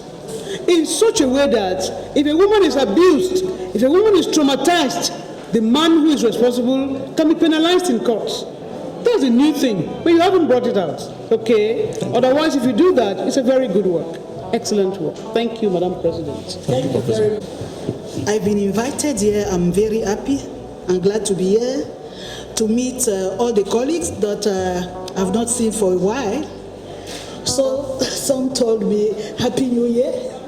So it means that I really appreciate the fact that I meet colleagues for the scientific work.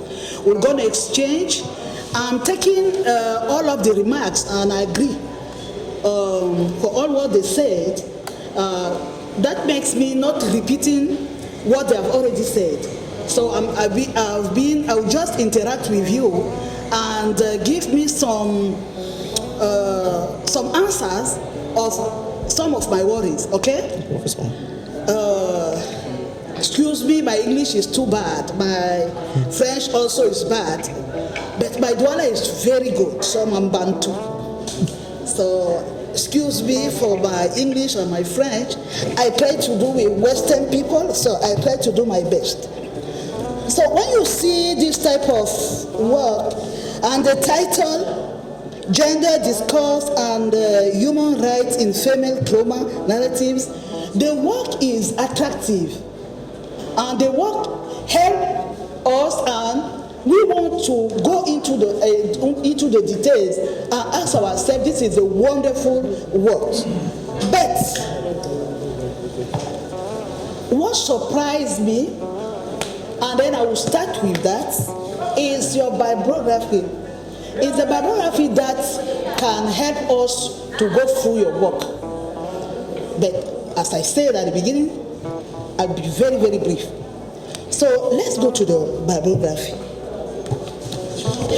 In this bibliography, we have many works, theses on gender, on trauma. and gender. I want to know, so you answer, I want to know what you brought after reading article, thesis, dissertations on trauma. What, you know why I'm asking that? Because your dissertation is social representation and trauma in the two authors that you pick up again in your thesis. So that is my worry, because it can, it will, I have to choose my word. I have to choose my word, not to hurt you. It can be as if, or it can make as if it's a plagiarism. Your own plagiarism, so to your self-plagiarism. Thank you so much. I tell you that I'm not Shakespeare. Enlighten us here to make us be sure that we are not in a theater. We are not the type of comedy that you just and paste, and paste, and paste. So try to answer that one. Thank you very much, Professor. Given that research is to create or to add knowledge to existing one, the dissertation was on social representation and trauma, and that is why we included other aspects in the thesis and looking at human rights and bringing in different theories in the analysis of the work to give it a different interpretation and meaning. Exactly. Which authors did you use? That part, Professor? Which authors did you use? Titi and Desai. Same. Yes, Which Professor. authors? We use nervous conditions and fasting feasting. So now you've only added. We completed that for Titi and Garemba. We added the Book of Knot and this model body. Let me ask you one basic question. Thank you, Professor. We've used the word self-plagiarism here. Yes, Professor. The aspect of your work that you used in your masters and you have used in this work, did you acknowledge them? Yes, Professor. How did you acknowledge them? In the bibliography. Not in the bibliography. So you picked what you did in the masters, and when you are using it here, just like when you are citing Ingide in his topic, that is how you're supposed to cite yourself.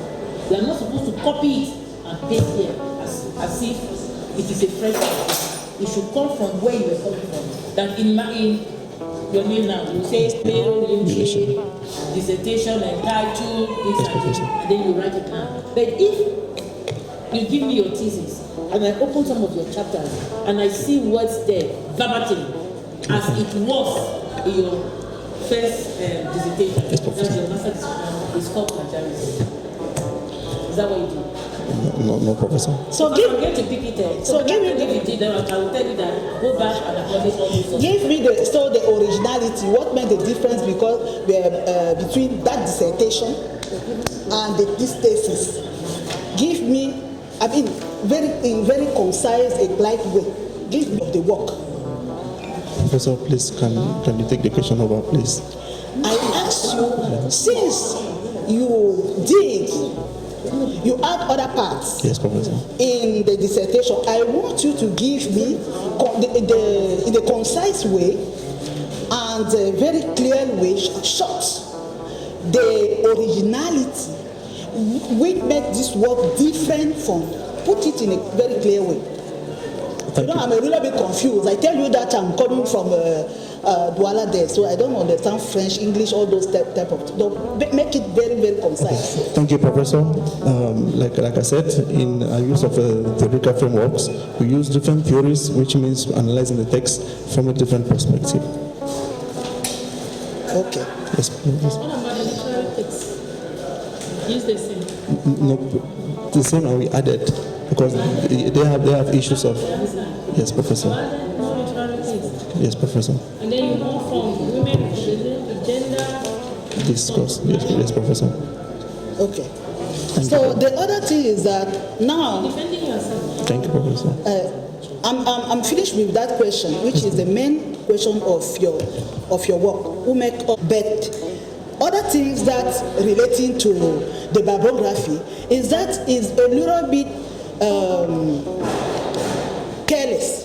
You did it, for example, I will take you repeat Omi Baba twice. What page? 300 and how you call it? 318. Omi Baba. And the other Omi Baba again.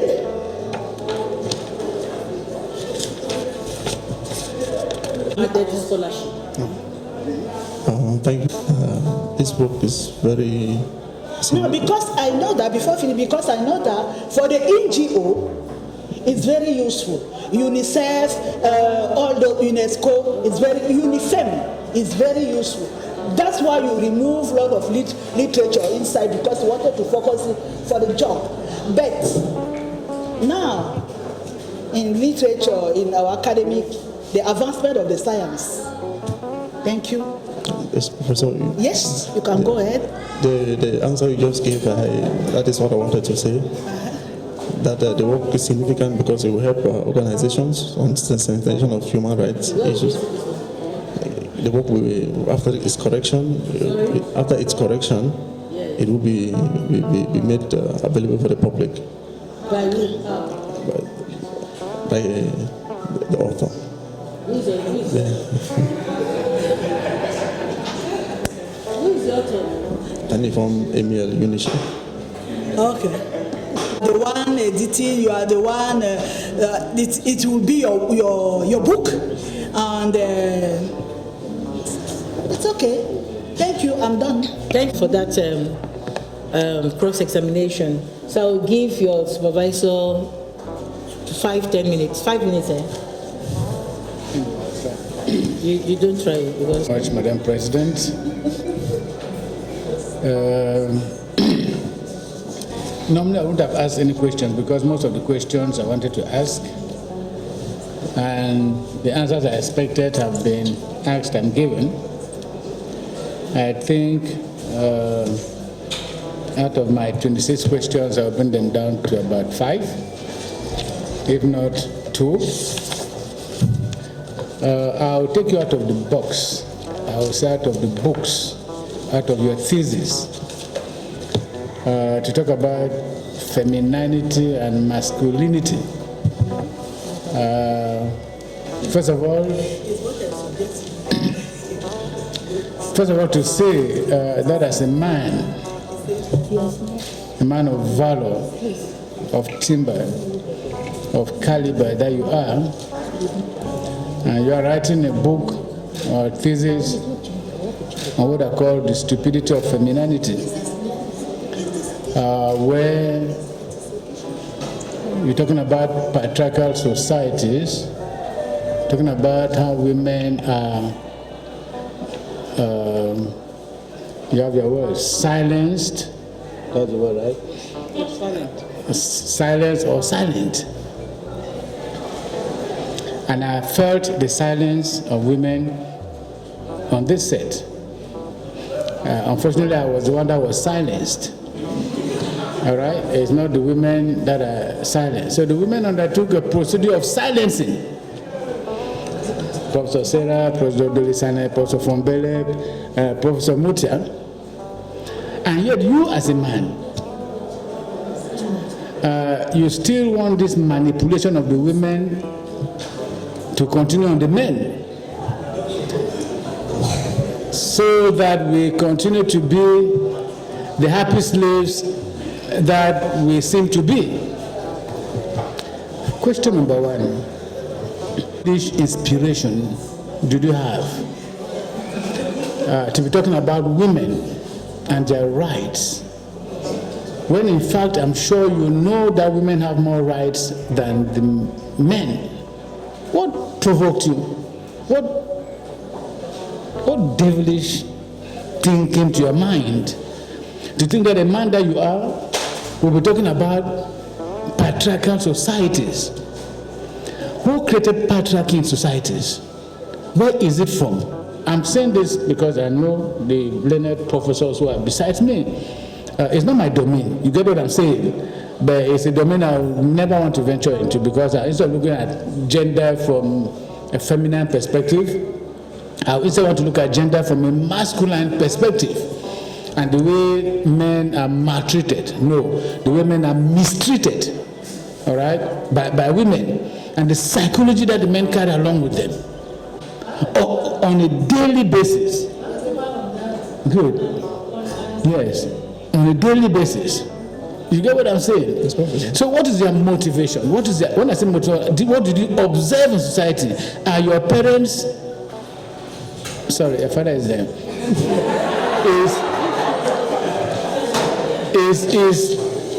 is your mother undergoing any stress? When I say a mother, I don't mean your mother as an individual, right? I mean women in general. That would provoke such a topic. Of what value is it to a society like ours, where we know the strength of the woman, where we know the value of the women, when we know that women are silencing the men, and that the men have become voiceless? Are you like the other men that you seem to describe? It's one question, all right? Don't mind, I'm just putting that way so that, because I'm angry about it. You and I know that when you were doing this work, I was like saying, okay, fine. This thing you are doing is not, I don't like it. You see, I would have expected to look at it this way. You say, no, probably women are suffering. They have to do this trauma and all of that. I say, fine. Then go ahead. You see, I'm happy with the outcome. I'm happy that these professors are here. They're all women. You see that I'm alone, right? Yeah, they did that deliberately. So I've not been speaking. I will not even speak. Let them go ahead and go on with the marginalization of the man. Okay? Now, is it the man that is marginalized, honestly speaking, or the woman? In the African context and also in the Indian context, is trauma individual or collective? African communities, is it individual or collective? That's what you said. As you say, is it a microcosm of the macrocosm? Is the trauma of one woman the trauma of every other woman?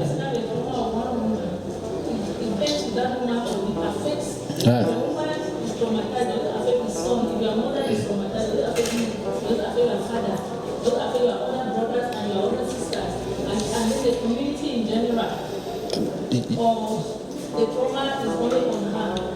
Given the type of culture, the communal existence we are in, because you have to take that. That's why I said that your work are coming from a particular cosmology, from a particular, library. In simply. What motivated you? No, I don't want to thank you, Professor. Because it's a very serious question I'm asking. So what really pushed you? We talked about this, I remember very well. So what really pushed you to talk about discuss a subject like this? Okay. Yes. Oh, okay. Thank you very much, Professor.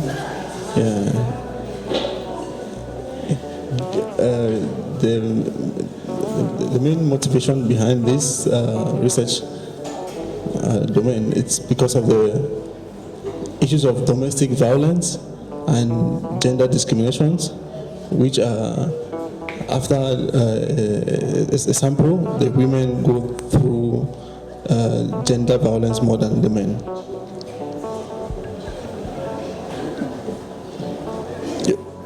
Yes, Professor, I thank you.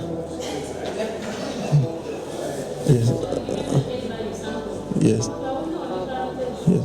Thank you, Professor. Okay, Professor. Yes, like I said, the motivation behind this research topic is because after a sample and as regards to the issue of domestic violence and gender-based violence, pardon, Professor. The women, they suffer more than the men. So the main motivation was to examine these issues, to bring them out to lamplight. kind of statements that are not scientifically proven. There's nothing to prove that women suffer more than men. Don't go. I'm coming. You're not allowed to take this. No. Sociological Yes. and does not mean anything. Yes. Then you will say in the text under study, Exactly. following this character. That's what I want to hear. All right? Don't mind my extrapolation. My extrapolation is a way of bringing you back to your text. All right? To say that, although you say that in the text that we are using, this is what happens, this is what happens, this is what happens. Now, let me take you out of the text now. It will be one of my last questions. I think, last but one. What is your personal idea? Forget about the text. About the marginalization or trauma of women or whatever kind of thing. I'll give you an example. I've learned to do things differently, right? I used to give my wife money for Christmas to buy goodies and other things for the children. And when they come back, every child is around my wife. Thank you, mommy, thank you, mommy, thank you, mommy. And nobody says anything about me. And I used to really feel bad. Now what I do is, I take the children out, buy their toys, buy their shoes, buy everything, and come back home with them. And my wife gets angry. No, they don't even say thank you, daddy. My wife gets angry. When I cannot be here and you are taking the children out and all of those things. The women are very intelligent. I want you to understand this, all right? Don't mind these women I'll go up there beside me because they're professors. They will convince even the devil. Women are manipulative, and the text, it may not be your text, but there are texts that will tell that women are manipulative through their emotions, through their tears, through whatever kind of methods that they use to subjugate man. That what makes man a happy slave in his own house. And no woman wants a slave that is not robust, that is not powerful, that is not financially available, and all of that. You get what I'm saying? So I think that in your discussion of trauma, like the other people have said, I'm happy that they're opening the chapter, not only of femininity, but also masculinity, then we should be able to come someday and sit here and talk about the pains. You don't know the pain I'm going through now. All right? I talk about the pains that men also go through. And the trauma, okay? I don't know what they are text. My specialty is not that literature or that femininity. I will not even venture into it because I have a different discourse, all right? But I'm expecting to find some professors. If you have a student who is defending on those issues, don't mind inviting me, okay? So that we can tango on that. You get what I'm saying? So the long and short of it is, of what value is your text to our Cameroonian society when in the 21st century we're discussing crisis, we're discussing war, famine, hunger, we're discussing political issues, and you're bringing us to women issues. Even the president, I'm sure your work, I don't know, I read your work is trying to say we'll give women more, this safety net will be for men, for women and children. What is your inspiration? What use is this book to Cameroon, of your thesis to Cameroon? And that'll be okay before the president concludes. Of what value is this to Cameroon? Because the problems of India, all right, and Zimbabwe are solved in Cameroon, in the text, right? Yes, Professor. So why are you writing Zimbabwean and Indian things in a country where those problems do not exist? Thank you, Professor. Given that we took Titi from Zimbabwe, that is Africa, and to look alongside with the side from India. And like I mentioned in the presentation, that the pain women go through is a universal issue.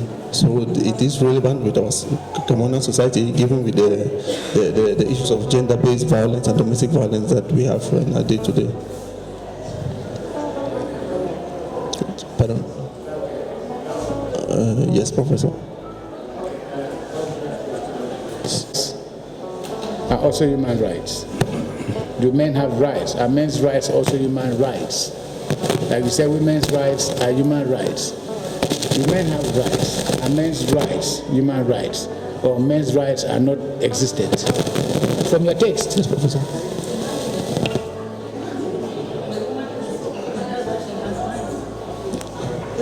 Ongide asks. I want to know if he's following us. Yes, but I'm male rights. Okay. What was the question he asked? Professor asked are men also having rights and are human rights, or are men also having rights? Is that what he asked? Or was that what he asked? He was not here. That was So that male rights, men's rights, are men's rights also human rights? Yes, Are Professor. men's rights also human rights? Yes, Professor. So the human rights take into consideration the suffering, the gruesome experiences of men, all right, the harrowing experiences, the psychological impact that men go through. Yes. The fact that men do not complain doesn't mean that they do not have to complain. They don't have anything to suffer. So, do your characters live that kind of relationship? It's your work, right? Yes, Professor. Do you have characters in your work who are male characters, but who go through this kind of gruesome and harrowing experiences? Yes, Professor. So, did you talk about that? Essentially, that's the question I'm asking. Yes, right? Whether you consider, because you talk about gender, Yes, Professor. right? That's why we make the topic gender. Yes. Because you talk about gender, and all we've seen, I mean, most of what we've seen, some parts in the work you talk about some male, right? Yes, Professor. But your gender, like the gender of the jury, the learned colleagues who are here, is on woman. Woman beating, woman done this, woman that and that, woman this. So where is the man? So the man is a demon.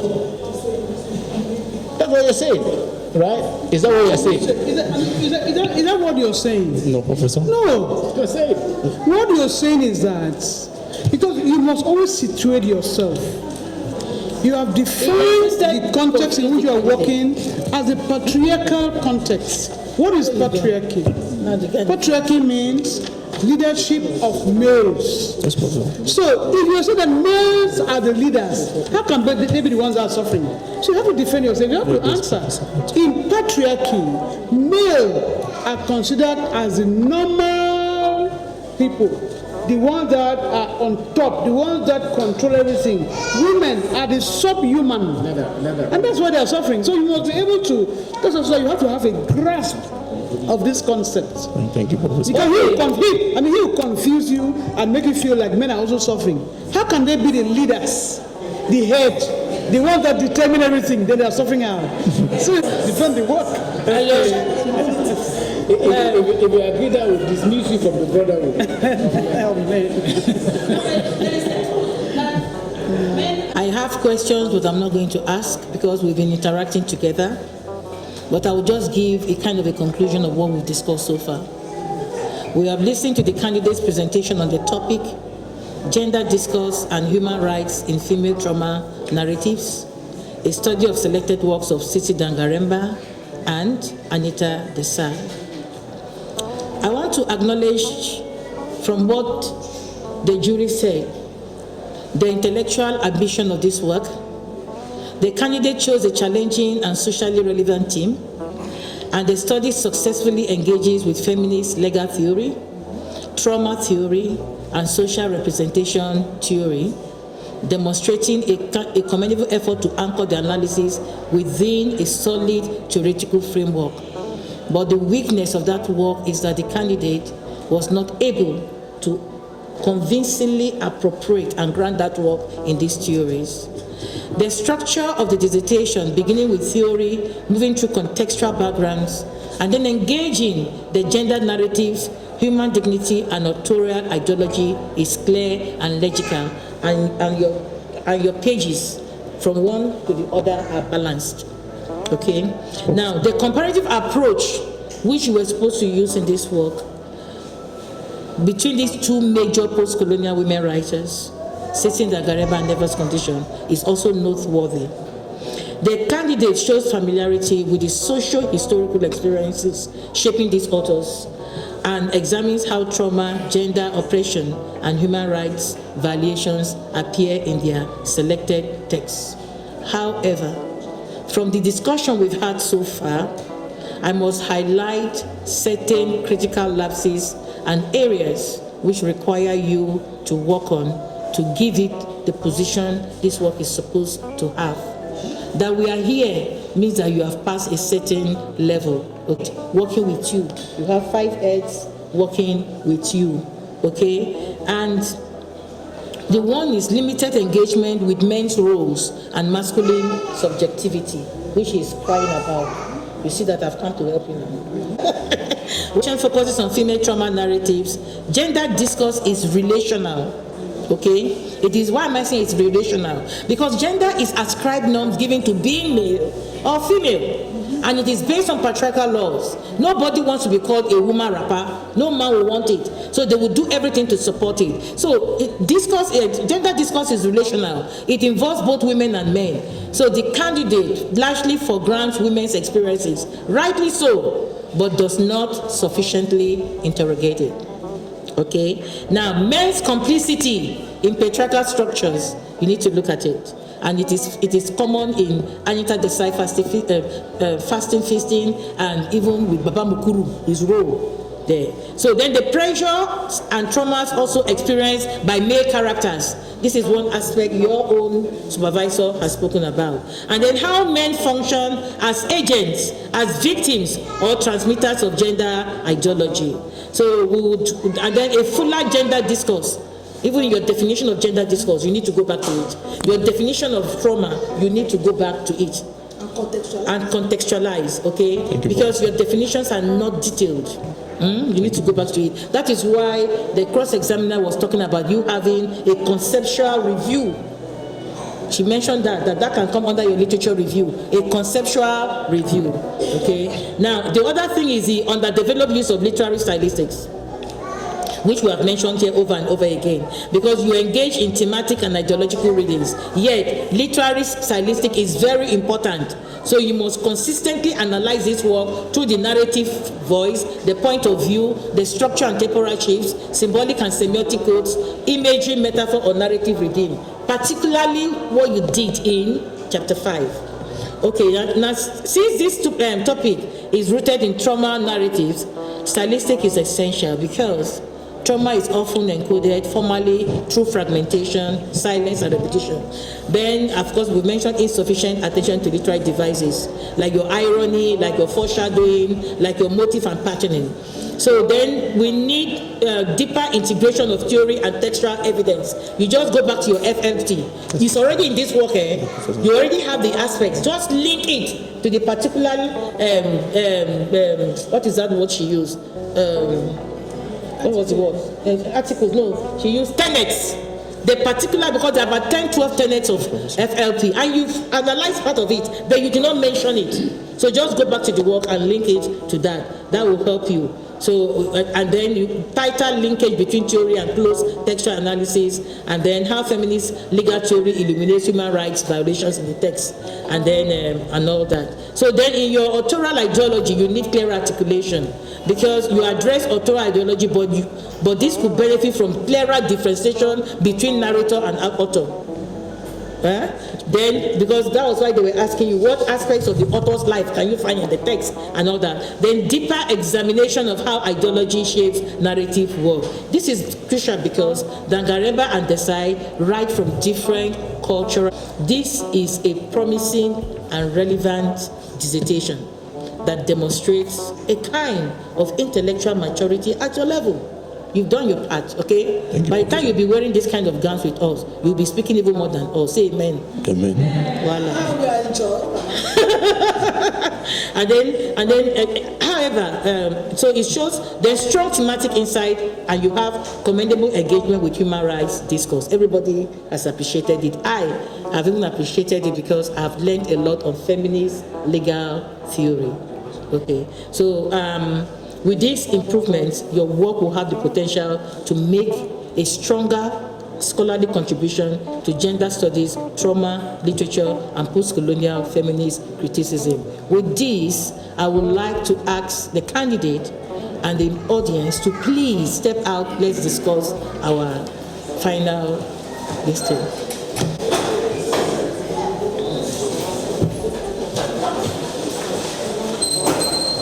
Electa, do you have spare paper?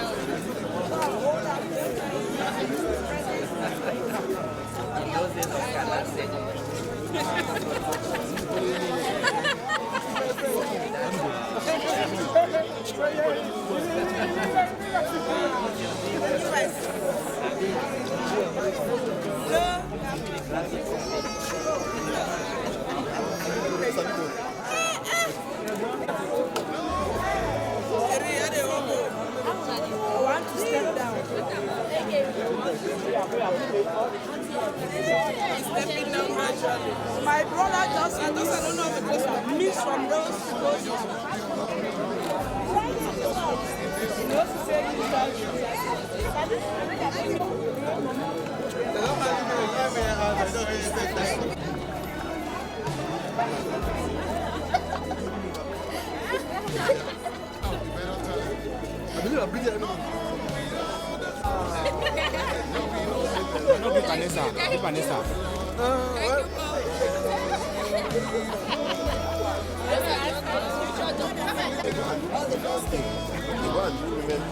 All the best.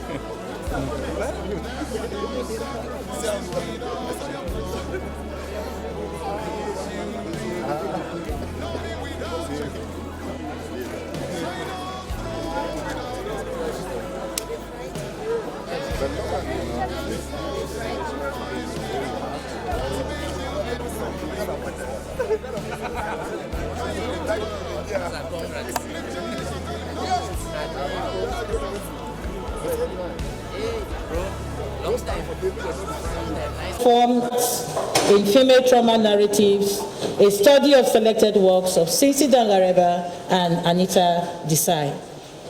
Jury agrees that the candidate chose an interesting, contemporary, and challenging topic, that the theories are innovative and carefully chosen, that the analysis insightful, and that the defense was interactive. However, there are some structural adjustments that must be corrected before submission. This, the jury unanimously awards the candidate the grade Tres Honorable 16/20.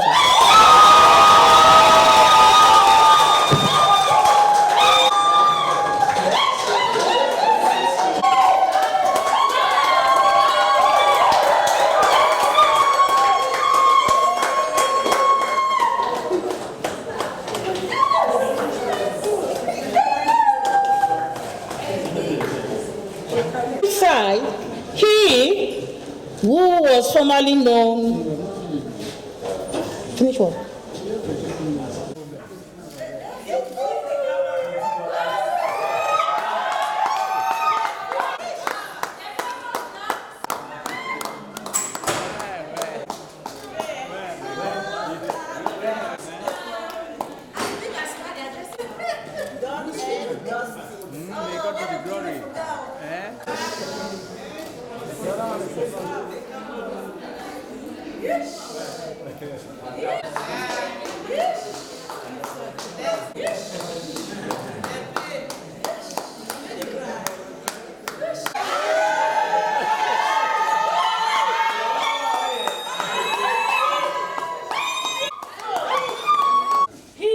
Formerly known as Mr.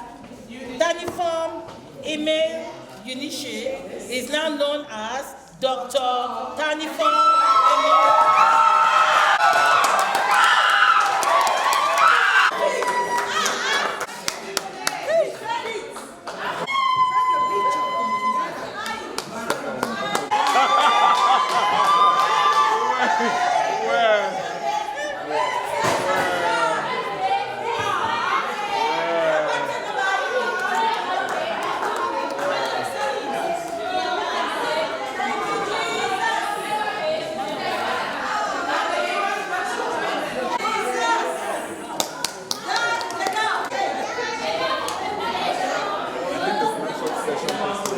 Today is the 8th of December 2025, and we're here in the University of Yaounde 1. I was here 13 years ago, that's 2014, and the battle has not been easy. I want to thank Professor Joshua, my supervisor, I want to thank the members of jury, the president, Professor Sarah Anyang, my examiner, Professor Fombele, Professor Bolisan, Professor Mutia, for their kind interactions and how scholarly the defense was. Today, I'm called a doctor and always be given to God. It's not been easy. It's not by my power, but the power of the Holy Ghost. I want to thank God for today and seeing my family celebrating this with me. It's a milestone, and I'm so proud to be one of to be the first candidate of my supervisor, Professor Joshua. This is a milestone, and I'm happy that this has gone down history. And that is all. Thank you so much for supporting me all these years, to my father, my mother, and for the prayers, because I know without the prayers I wouldn't have been here today. I want to thank them for the fatherly love, for seeing me through all these academic years, and my family too as well, my brothers, my sisters, always encouraging me, their prayers, their encouragement, their words, and today to see this turn out here is such a good one.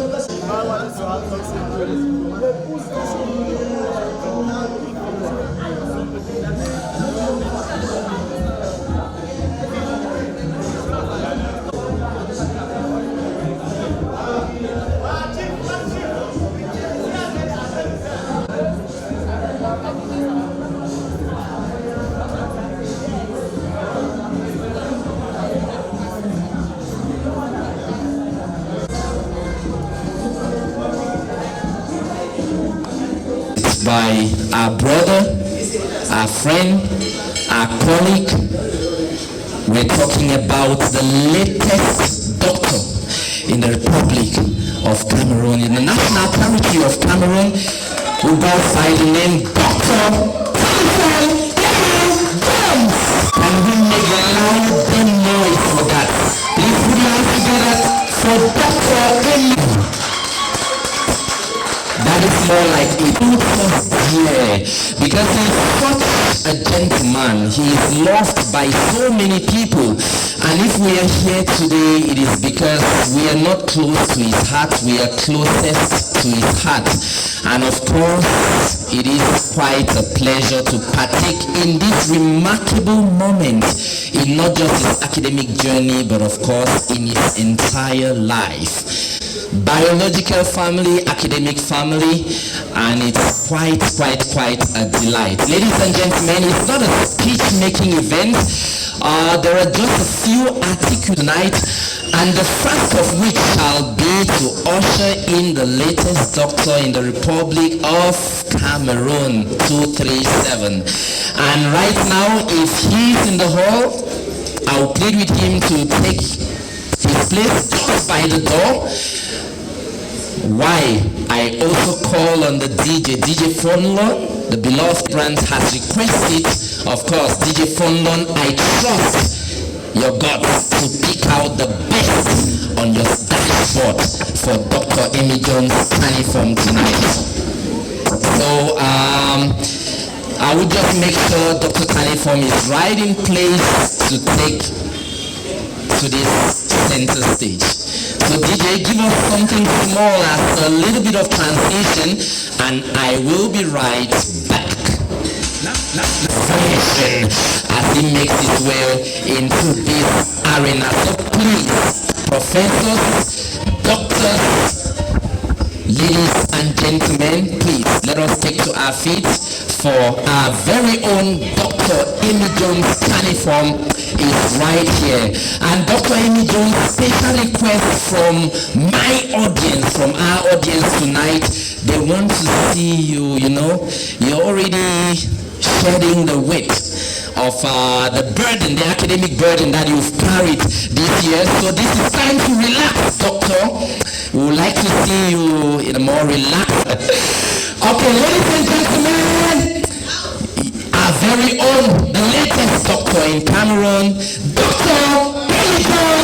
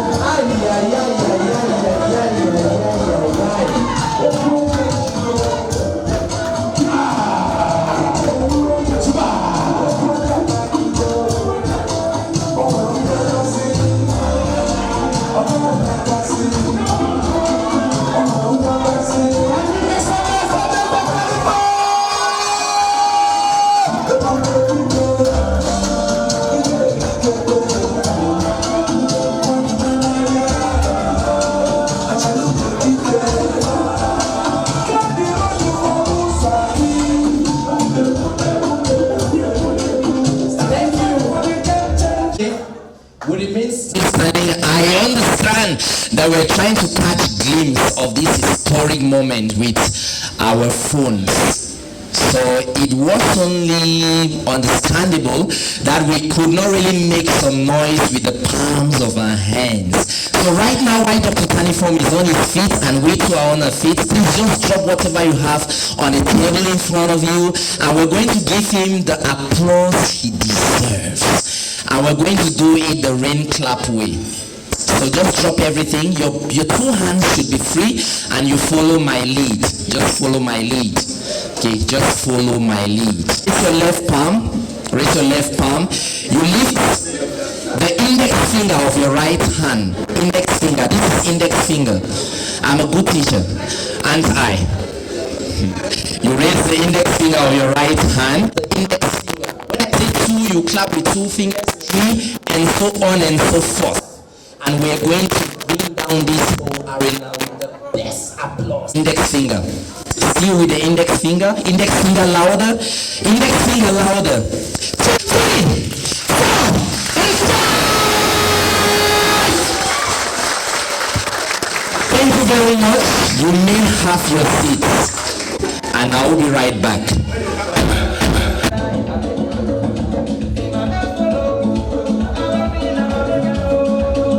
Like I said, tonight he joins the academic royalty. Of course, it's a very select, it's for a select few. You have to earn it, and tonight he has washed his hands clean. And of course, he can dine with the other members, esteemed members of the academic royalty of the University of Yaounde, Mother University of Cameroon. Introduce and of course lead to the high table our very own literary library. In my academic journey in the University of Yaounde, I have not met a person by using the adjective widely read. Many of us in this hall will already know the person I'm talking about. Am I right? For those who are used to the University of Yaounde, they will know the person I'm talking about.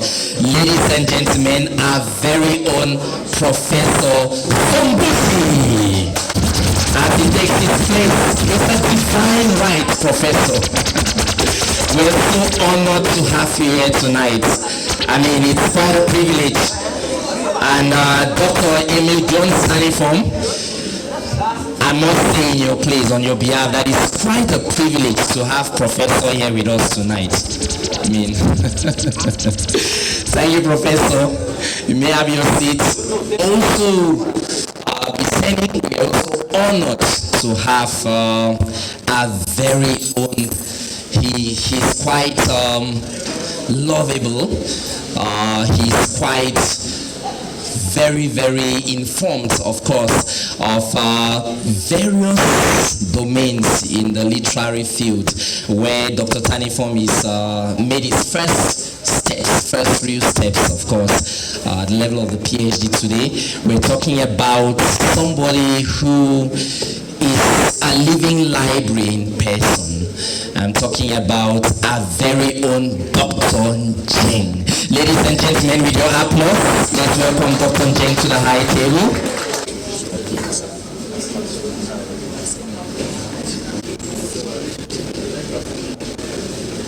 He's one of, if not the most loved or the most popular among the Gen Z crop of academics, or I would say the new generation of academics, or especially those who are coming to the Department of English.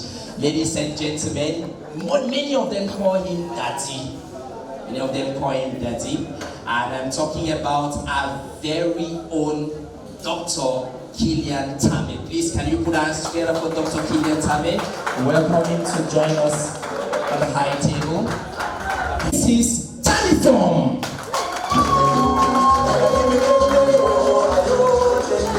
Your applause is not...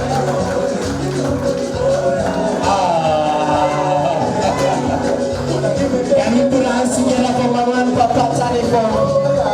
Please let us put our hands together.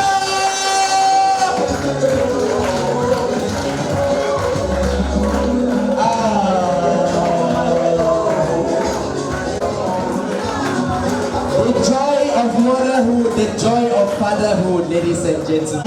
A round of applause for Mr. Pay our fair respect to God Almighty, because He is the umbrella personality when it comes to celebrating the huge, the remarkable success we are celebrating tonight. So please let us take to our feet. Let us take to our feet for a word of prayer. And we are so blessed to have with us a man of God. To have with us here a man of God.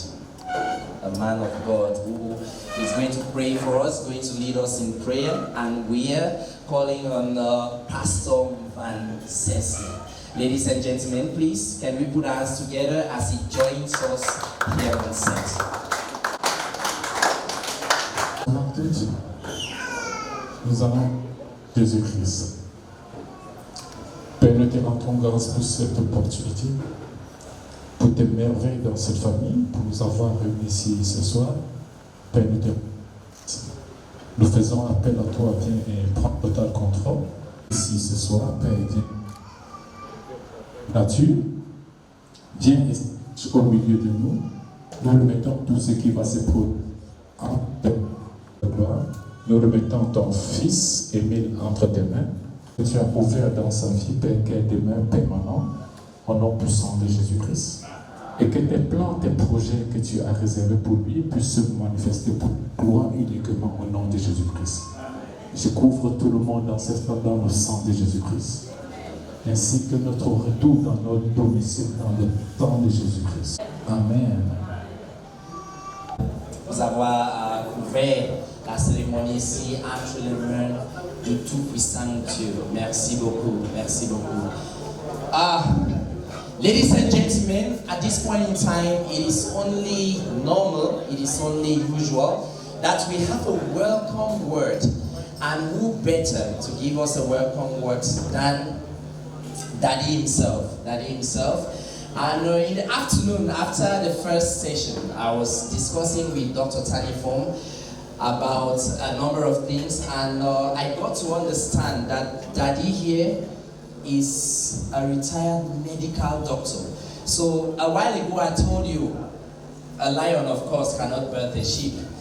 Not just celebrating a doctor here tonight, but we are celebrating the seed of another doctor. So Daddy here is a retired medical doctor who has served our republic for decades.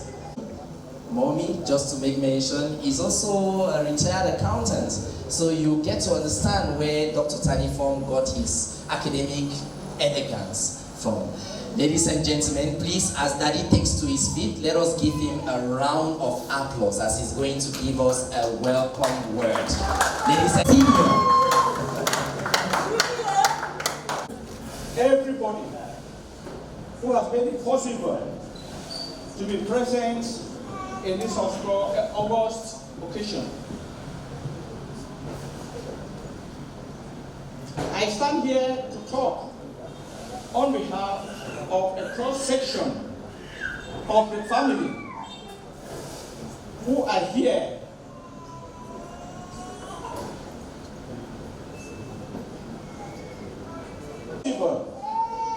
not all of us to talk. We will stand here to talk. But because of time constraint, I am standing on their behalf.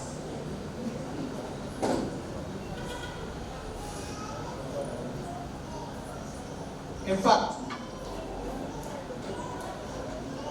if it were also possible that a test is conducted here just as you do a test in the hospital, you will see in my blood joy, just like you can see malaria parasites in the blood of somebody.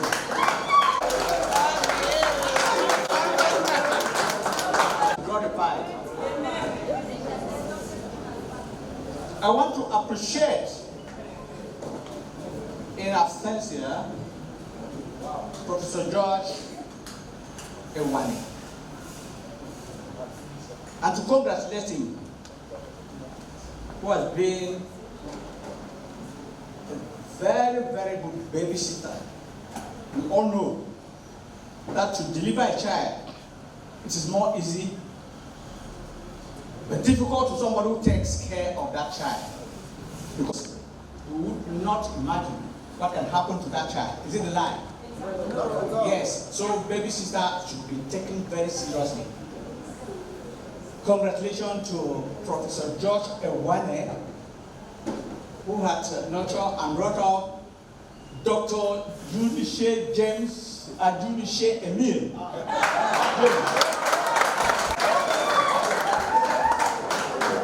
I want also to congratulate Dr. Emile, who has just met and given that title today. People may think that it is easy to become a doctor. You can only become a doctor if you determine and work hard. And I think he is what he is because of hard work. So if you want to be called a doctor, work hard. Also, to thank the jury that also today proves to him that to become somebody like they who made him to be what he is not just in Longong. We all saw him shivering in there. To those that were there. But congratulations for the courage that you had, and then you became what you are. To thank the family members who have also contributed to make him what he is by giving him food, giving finances, and praying for him. Thank you all, the family members. To replenish the source where those things came from.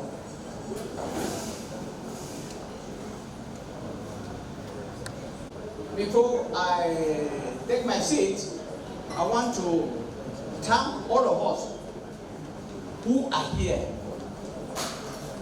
If we're all here now seated and being very quiet and raising this occasion, it's also a very big support and a push. I thank the friends of Emile. There are some that have seen them here since 5-6 years ago. They are still alongside with Dr. Taniform Emile, work hard and join them. They are all my children. So I pray God to give you a very, very soft journey, just as you came. I also want to wish you a happy Christmas and a Merry New Year 2026. Thank you very much. Thank you, Daddy. Please, one. And the superheroes of our childhood, and of course the role models of our adulthood. Please, once again, join me, rub our hands together for Daddy here present tonight. There's a little musical bite. Why I invite the protocol in charge of the buffet to take their place, because it's been a long day, and of course we have to replenish. There is still, I wouldn't say a lot, but something significant on the agenda, narrative in the most proper of fashion. So, ladies and gentlemen, DJ, give us a little musical bite and DJ. Ladies and gentlemen, like I told you a while ago, we keep moving towards the apex of the ceremony. We have, of course, seen the biological parents of Dr. Emile Taniform. We have seen his academic family, but we are yet to see his academic father, the man who supervised this work that we are celebrating here today, the man who nurtured and matured, if I were to borrow the words from inside the presidency, and of course the presidency is here, ladies and gentlemen. He is a man of remarkable repute. He is a man who inspires generations. Ladies and gentlemen, welcome Professor George Yaounde.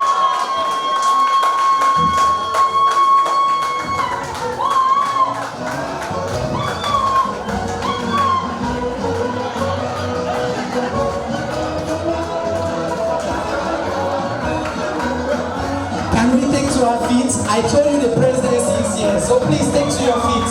Of course, the presidency is here.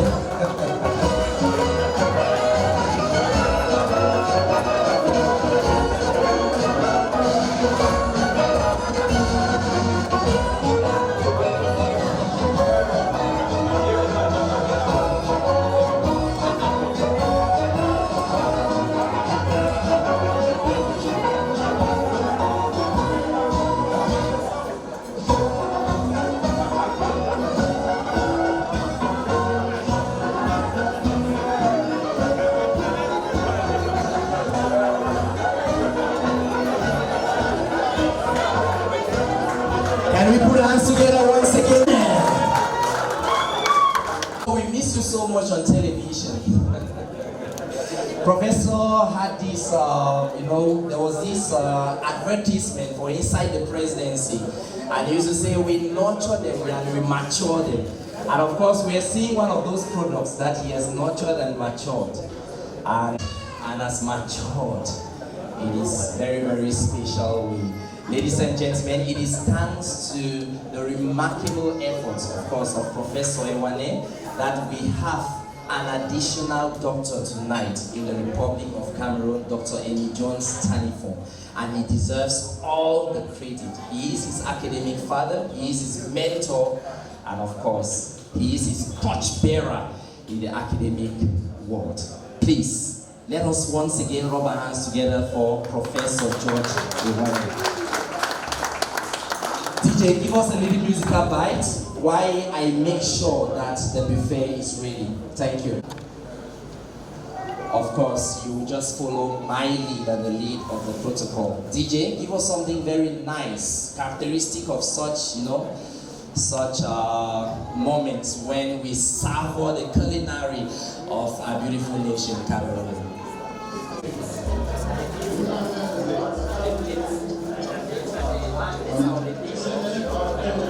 Their spoons are left behind.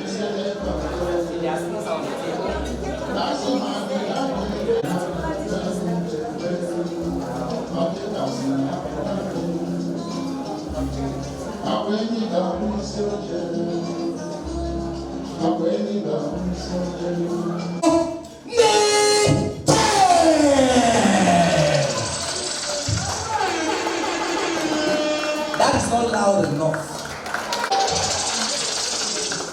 Niken, it's with so much joy, and I feel very pleased so much. The Central Region people are really good in promoting their music, the littoral as well with the Ambas Bay, the Makosa and the like, but Northwest is not so much at that pace. But we are so grateful that you've been able to even make Northwest music to be heard nationally. It is thanks to the likes of you. Thank you so much. And of course, I must thank Dr. Amy Jones for giving us the opportunity, of course, to have you amongst us tonight. Thank you so much.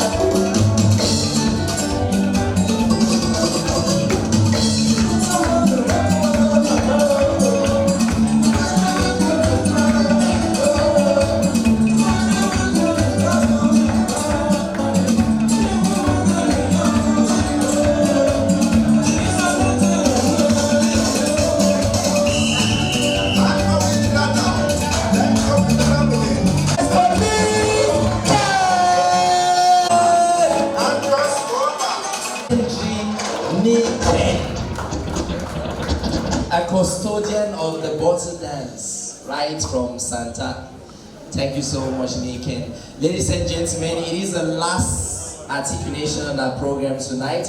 And of course, it is that moment when I tell you that my hands are not clean enough to hold the microphone because I am yet to join the academic royalty. So at this moment in time, I introduce our very own chief priest. I don't know the category he shall be operating in tonight, but I've seen him in previous occasions. He's been a chief priest. Ladies and gentlemen, make welcome Dr. Kilian Dame. Goes down straight into my heart. I would like to start by acknowledging the presence of our professors, especially supervisor, Professor George Yaounde, and I will get to Professor Zumbushi. These are renowned professors, and people have been trying to imitate them, especially Professor George Yaounde. When we look at some of the sayings we have in the days when people will say, you do not have the intellectual pedigree, the intellectual gravitas to be able to understand the salient contours of legal interpretation. They are trying to interpret somebody because he's different.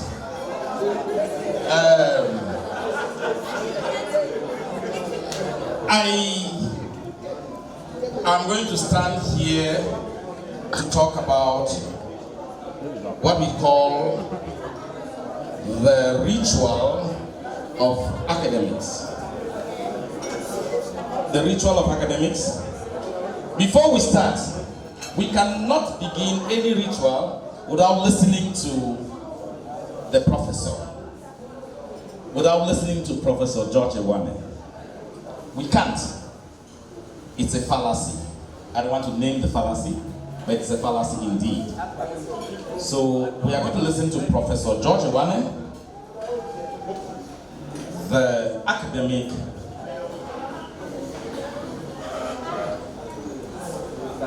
of the latest professor on planet Earth. Professor George Yaounde, please.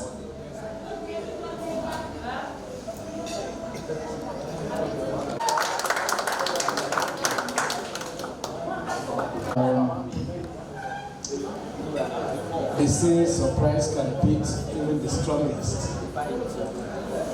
I don't even know what to say.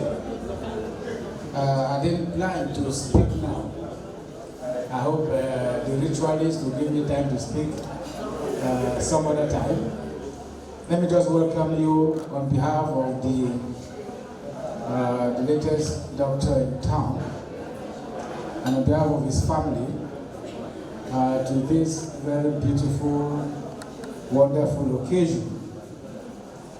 Generally, I do not come out in public on occasions like this because my duties actually do not permit me to, even if I want to. But exceptionally, I decided to come this evening to honor not just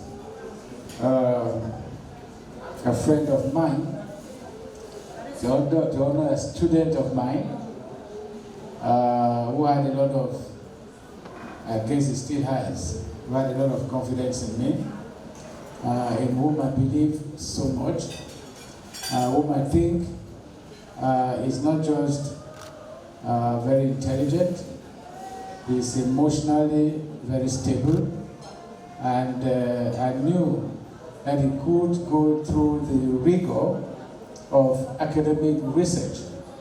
And if anyone still doubted his potentials, I think today is the answer. So I'm not going to say much.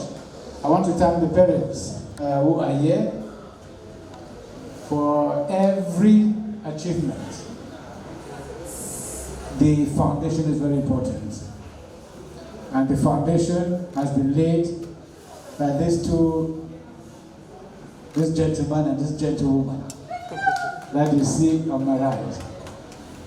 Papa, I want to thank you very much for instilling in this young man a certain kind of rigor.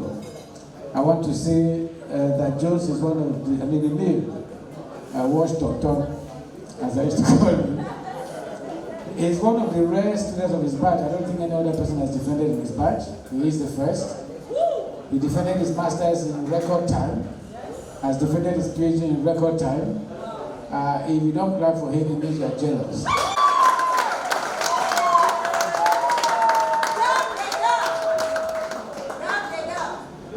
Since I don't want to take the floor again, Dr. Tami, do you permit? I don't want to take the floor again. Let me just say one or two things very briefly about this ceremony.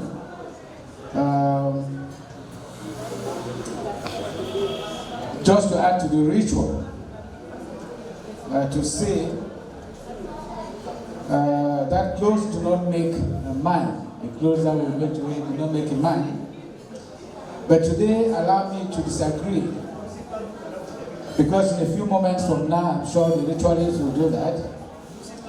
This young man here will be transformed from the ordinary suit, beautiful suit that he wears, into an extraordinary robe of scholarship. And Cinderella's gown, this one will not vanish into midnight. It will remain forever as a symbol of your triumph. The robe is not going to be a mere garment. It will be a mantle of centuries, woven with the dignity of learning and the authority of truth. Each part of that robe carries a significance. I don't want to play the job of the ritualist. I think it's going to do that. But Dr. Taniform, Emile Yaounde, as that robe will be placed on you, I personally feel the weight of tradition and the light of accomplishment. I think it is the visible sign of invisible labor, the long nights, the doubts overcome, the courage to question, and the resilience to endure. For me as an individual, and since I'll be leaving soon, with your permission, I think that this moment is deeply personal. It will be the first time, at least in Cameroon, that I'm churning out a PhD candidate, and I'm so proud. My heart is filled with pride, with gratitude, and with humility. Pride, because your achievement elevates you and I, not just you alone. Gratitude, because I witnessed your journey and shared in your struggle. Humility, because I know that scholarship is never a solitary right. It is nurtured by mentors, peers, families, and communities. To you, the parents, I'd already spoken, but I do it solemnly now. All right, Mama, you can stand. I offer to you, both of you, a word of honor, a word of thanks. The robe that will be worn on him, that will be worn upon his shoulders, the shoulders of your child, it will also be worn upon yours as well, because it is your robe. It is you who first clothe him in love, in discipline, and in hope. And that gives him hope today and hope to our entire Cameroonian nation. You who bore the sacrifice, the encouragement, and the silent prayers, especially of Mama, that carried him to this day. Mama, thank you very much. In this triumph, therefore, your devotion is crowned. No, sit down, it's okay. Now, may this robe that the ritualist is going to put on you, I'm calling you ritualist because that's what they said, right? Ritualist. May this robe remind you always, knowledge is service. You wear it with dignity, with compassion, and with courage. Let it be a symbol of your responsibility to truth, your responsibility to justice, and your responsibility to humanity. Dear Dr. Emile Taniform, Unishi, as you will be standing here robed in the majesty of scholarship, I must warn you, with great robes come great responsibilities. But take heart. At least you will never again worry about what to wear on any of the graduations. At least you have a robe. Today you are robed not only in fabric, but in honor. And I, with joy and satisfaction, declare that you are now ritualized. Please let us clap. You are now ritualized. I would like to start from the fact that I cannot speak like the professor. I cannot speak like the MC, but I'm going to speak like the ritualist. And ritualists have their language. I would like to start from the fact that there is a lady who came here and he had poetry, who talked about it's lonely to be on top. I want us to look at it from every perspective.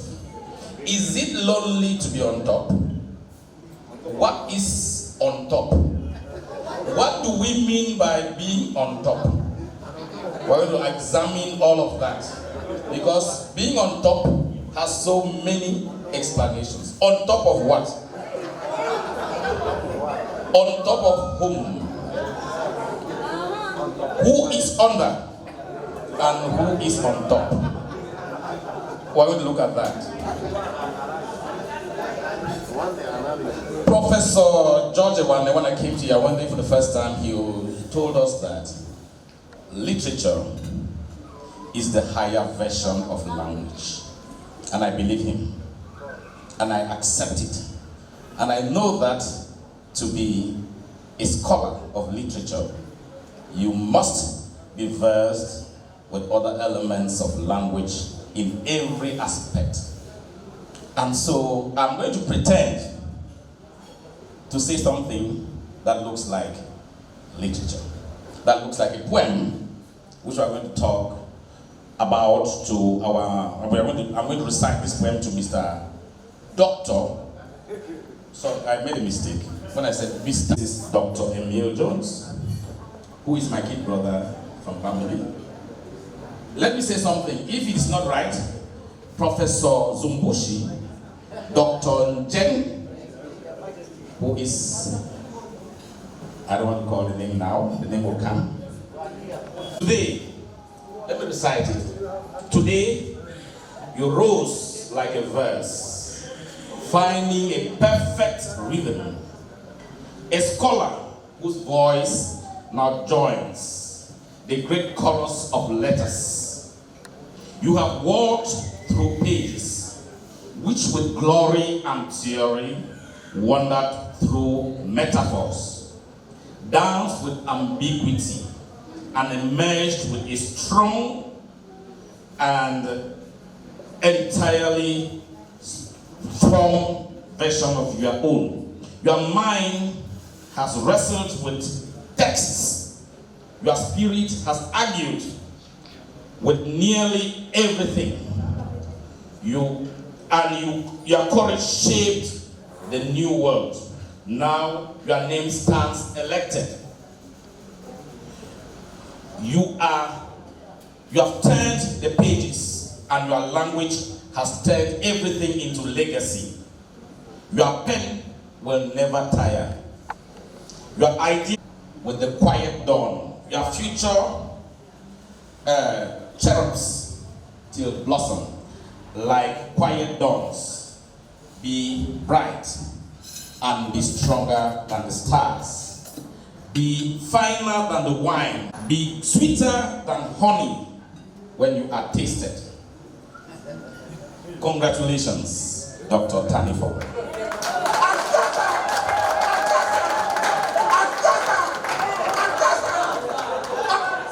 On all the doctors to come here. Please, the professors are going to sit.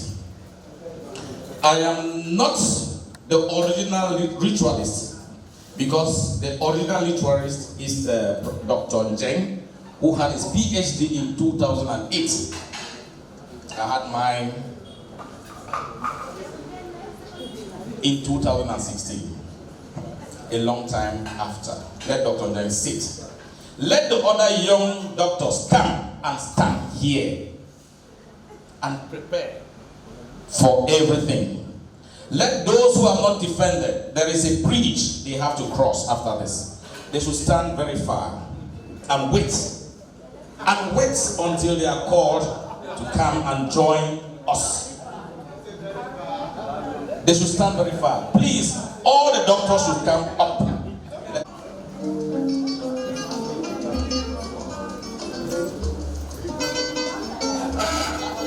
All the doctors should be here. It's a ritual. If you have read Arrow of God, you will understand what it means to be the chief priest of Ezielu. And the purpose of a ritual, first of all, let people who do not know what it's all about understand that it's about to confirm the candidate's mastery of his field, to evaluate originality and his contribution to humanity. Say that this candidate is a researcher. All the doctors should stand here. We are also going to call on all those who are aspiring doctors to stand somewhere where we can see them, but not very far. All those research students, please stand somewhere. There is a cable that is black. Go behind that cable and stand there. It's important.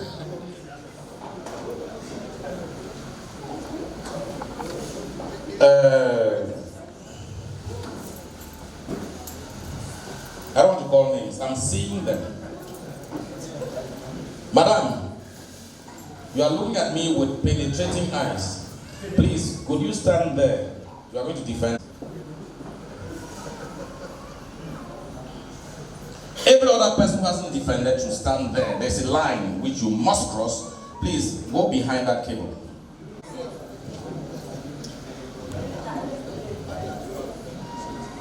Dr. Angwa, here, you are the eldest. The other professors have to sit and wait because they can't stand here. We are going to start with the youngest, the latest. So please, Dr. Anyam, stand this way. Respect hierarchy.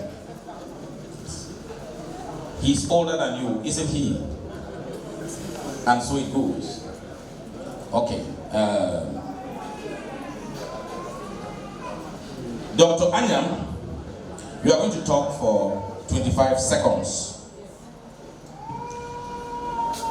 Dr. Su, you will talk for 35 seconds.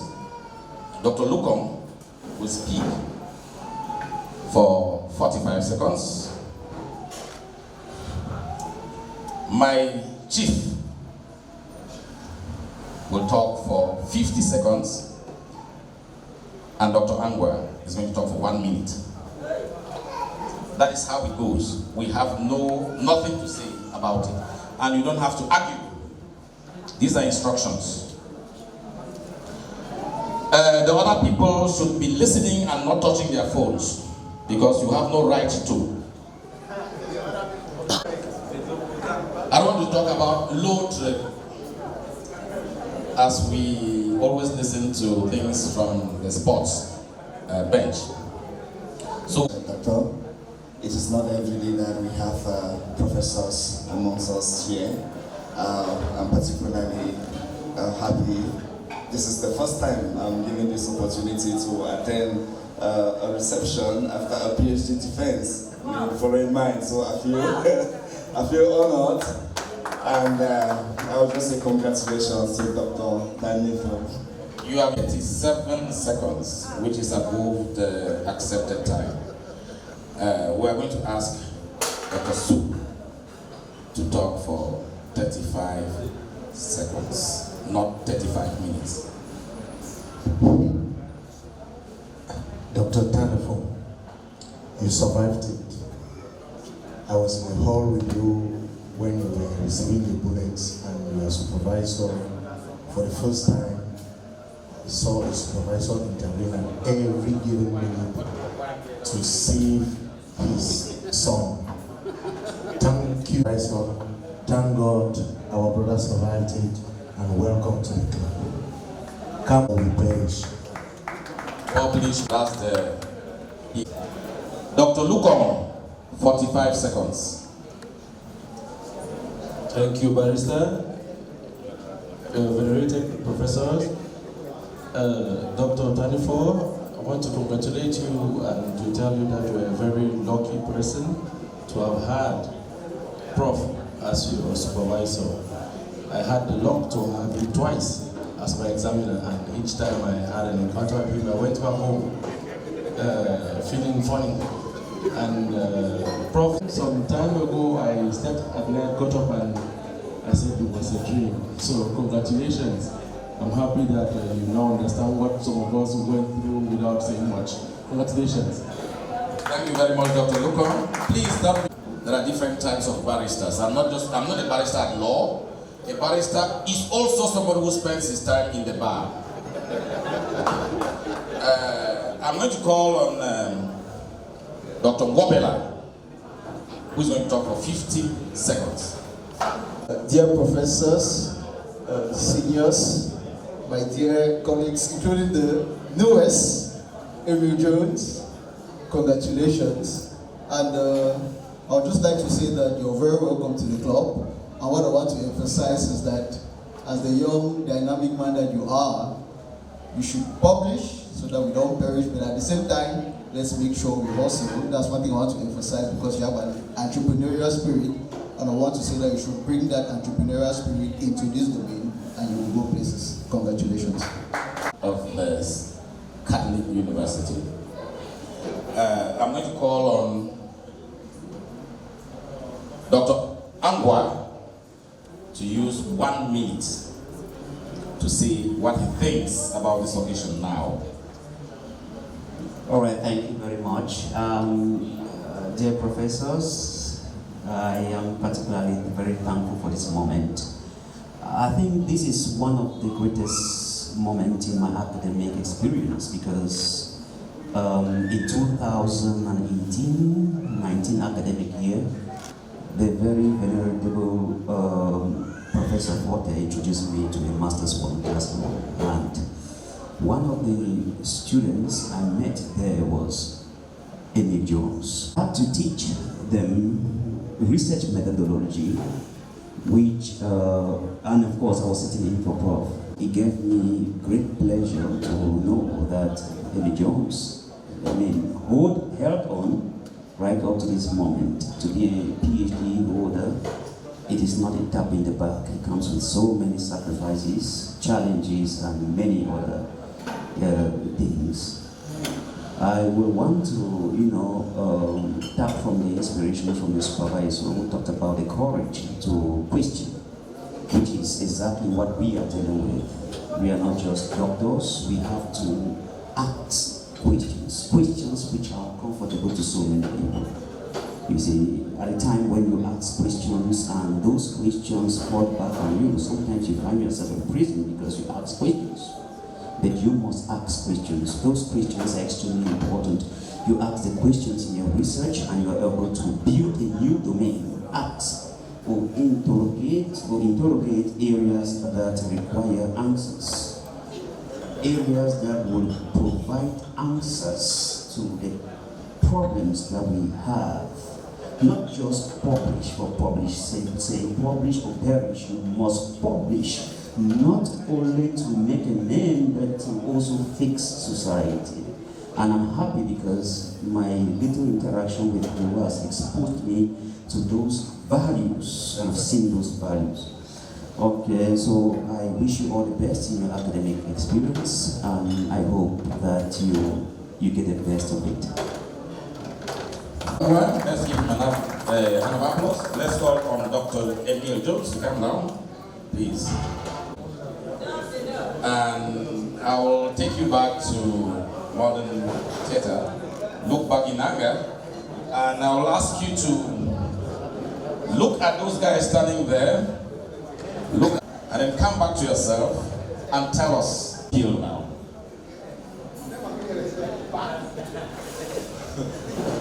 Professors, doctors, good evening everyone. I'm so happy for today, and when you said they should stand behind the king, I could see the distinction, and I'm happy I have crossed that distinction, and I'm gradually growing closer to the doctors who defended before me. And I know in due time, I will also be sitting like professors. Thank you. Thank you very much, Dr. Jones. I would like you to stand and feel what it means to be a doctor across the bridge. Feel it. Let us see the feeling in your looks. I'm seeing the good enough to make us understand that you are going to be like Dr. Jones in a couple of minutes. We are going to call on the people who are in charge. Please, Dr. Anyam, you hold the rope and every other thing. We're also looking forward to having maybe a bottle of whiskey or a bottle of wine somewhere which is going to help in the rituals. The chief priest does not organize anything without liquor.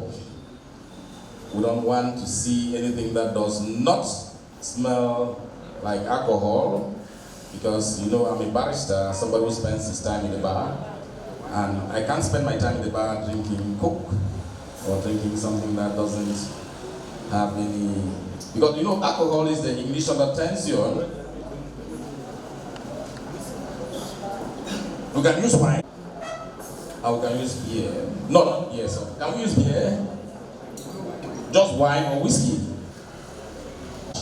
and we'll have the cap. Dr.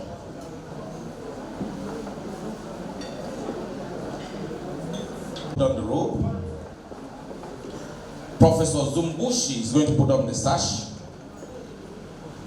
And the professor, the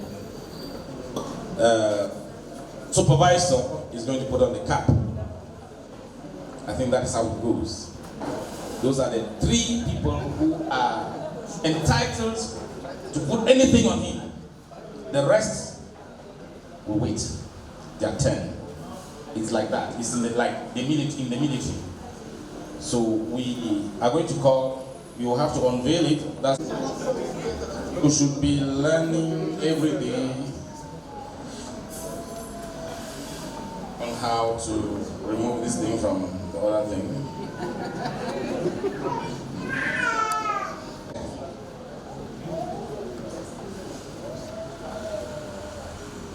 Just have the hand.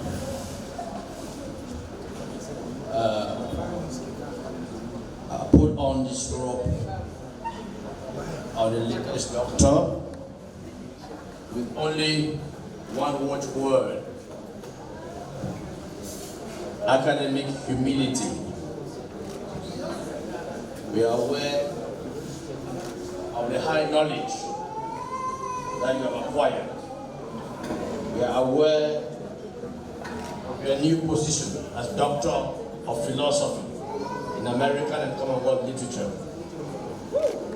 We believe that you're going to be able to carry this heavy responsibility with one word: service and humility to the people.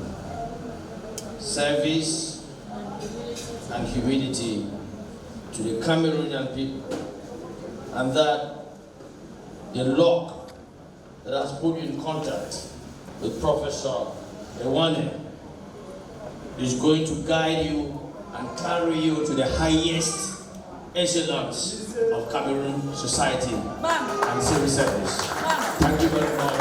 And congratulations to you, and congratulations to Professor Yaounde and to the great family that laid the foundation for your achievement. Thank you very much. Thank you very much, Dr. Jeng.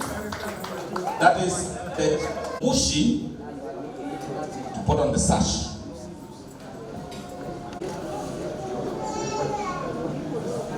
And Dr. Taniform, I'm very convinced you know about this verse in the book of Matthew chapter 7, verse 7.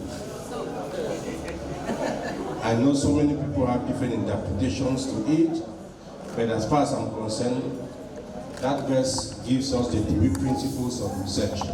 In research, you are either seeking, you are knocking, or you are asking. These are the 3 principles of research. And I want it to be your guiding principle. And I will just say that as PhD holder, if you doubt it, you don't say it. If you say it, you don't doubt it.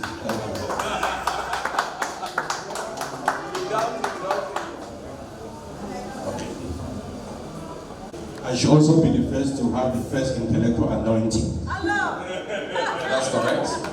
This is the first intellectual intercourse. Now, our latest doctor on planet Earth. I'm going to call George Yaounde, who is going to round off the ritual by crowning the youngest and latest doctor we have in Yaounde and on Earth.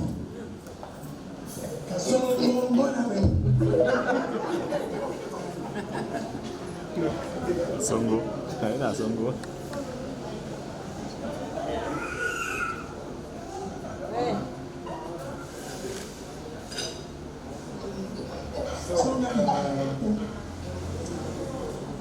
Dr. Yaounde, that's how you should call, right? Dr. Yaounde, what I'm holding in my hand is called a cap. It actually is the crown of scholarship. What this means is that you have reached the pinnacle of education. After this, there's nothing else. The rest is not academic, the rest is scholarship. That's why we honor you this evening in recognition of your resilience, your hard work, and most especially what we call the rule of thumb. It's not easy to be a PhD holder. So people consider PhD to mean pull him down. All right? The PhD is a doctor of philosophy, and without this cap, you are not an academic. So you should bear it, know what it is, and I bet you this will weigh very much on you. Like I said in my speech before, wearing a cap, being a doctor, is the beginning of life. You must question, you must Matthew chapter 7 verse 7. Verse 7, right? And you must ensure that what you speak is truth and truth to power at all times. Thank you very much. Let us give a round of applause for this. This is the crown of scholarship. This is the crown of resilience. This is the crown of excellence. And this is the crown of success. The latest doctor in town. The latest doctor in Cameroon. The latest doctor of Taniform. Move closer to these people there. Let us get to them and tell them what it feels like to be dressed like this, and to feel like this, and to be like this.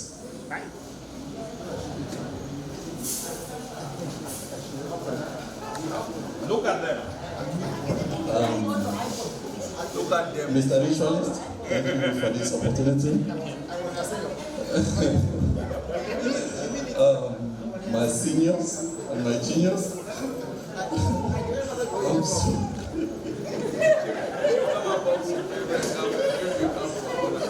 Unfortunately, some of them are my seniors. Okay. But however, I am really happy for today. I'm happy for joining this great entourage of scholars and for reaching this point in the academics. They call it PhD, and which means permanent head damage. And I want to encourage all of you to sacrifice time, because at the level of the PhD, it's not about intelligence, it's about time, hard work, and resilience. So I want to encourage all of you to sacrifice that time, complete your projects, and in time to come, you should be this side of the road. In time to come, they are going to be on the other side of the aisle. Before they cross, you have to bless them. You must bless them.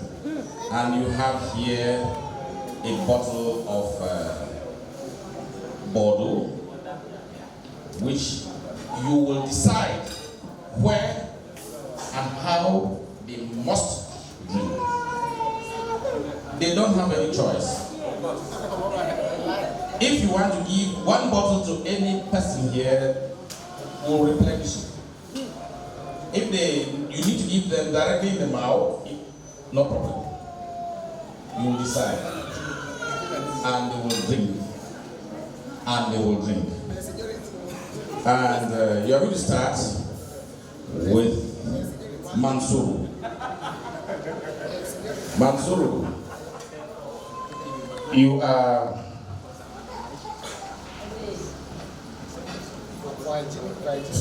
for other reasons, you are going to hold, I don't know how we're going to do it, but Mansuru has to do something.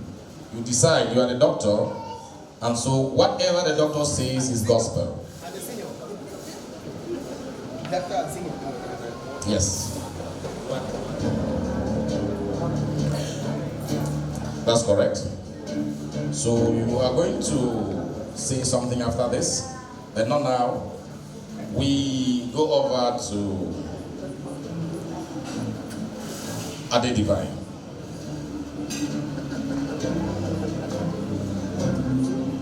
Ade Divine must drink and must drink again. Feed him.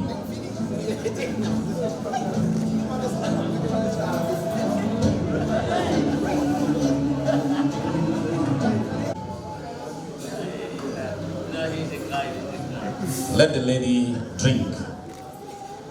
The lady has been drinking everywhere. Let her drink now.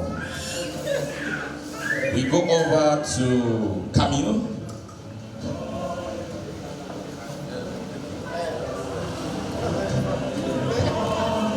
You are very generous, kind to Camille. Be generous to him. Let him drink. Let him drink again. Let him not cross the bridge.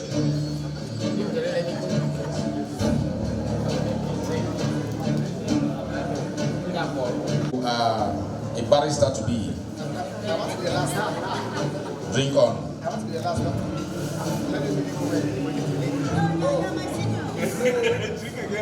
Drink again.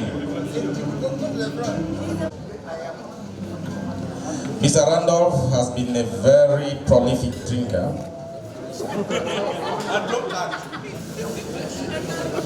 Just like in the palm wine drinkers by Emile, drink again. Please come back.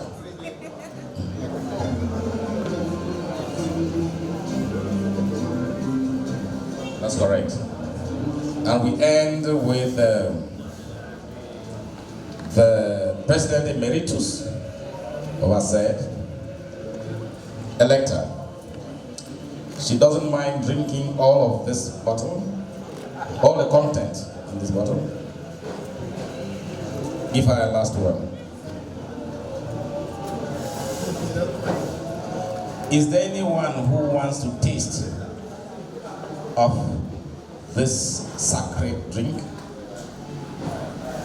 If there is none, I think that is fine. And I think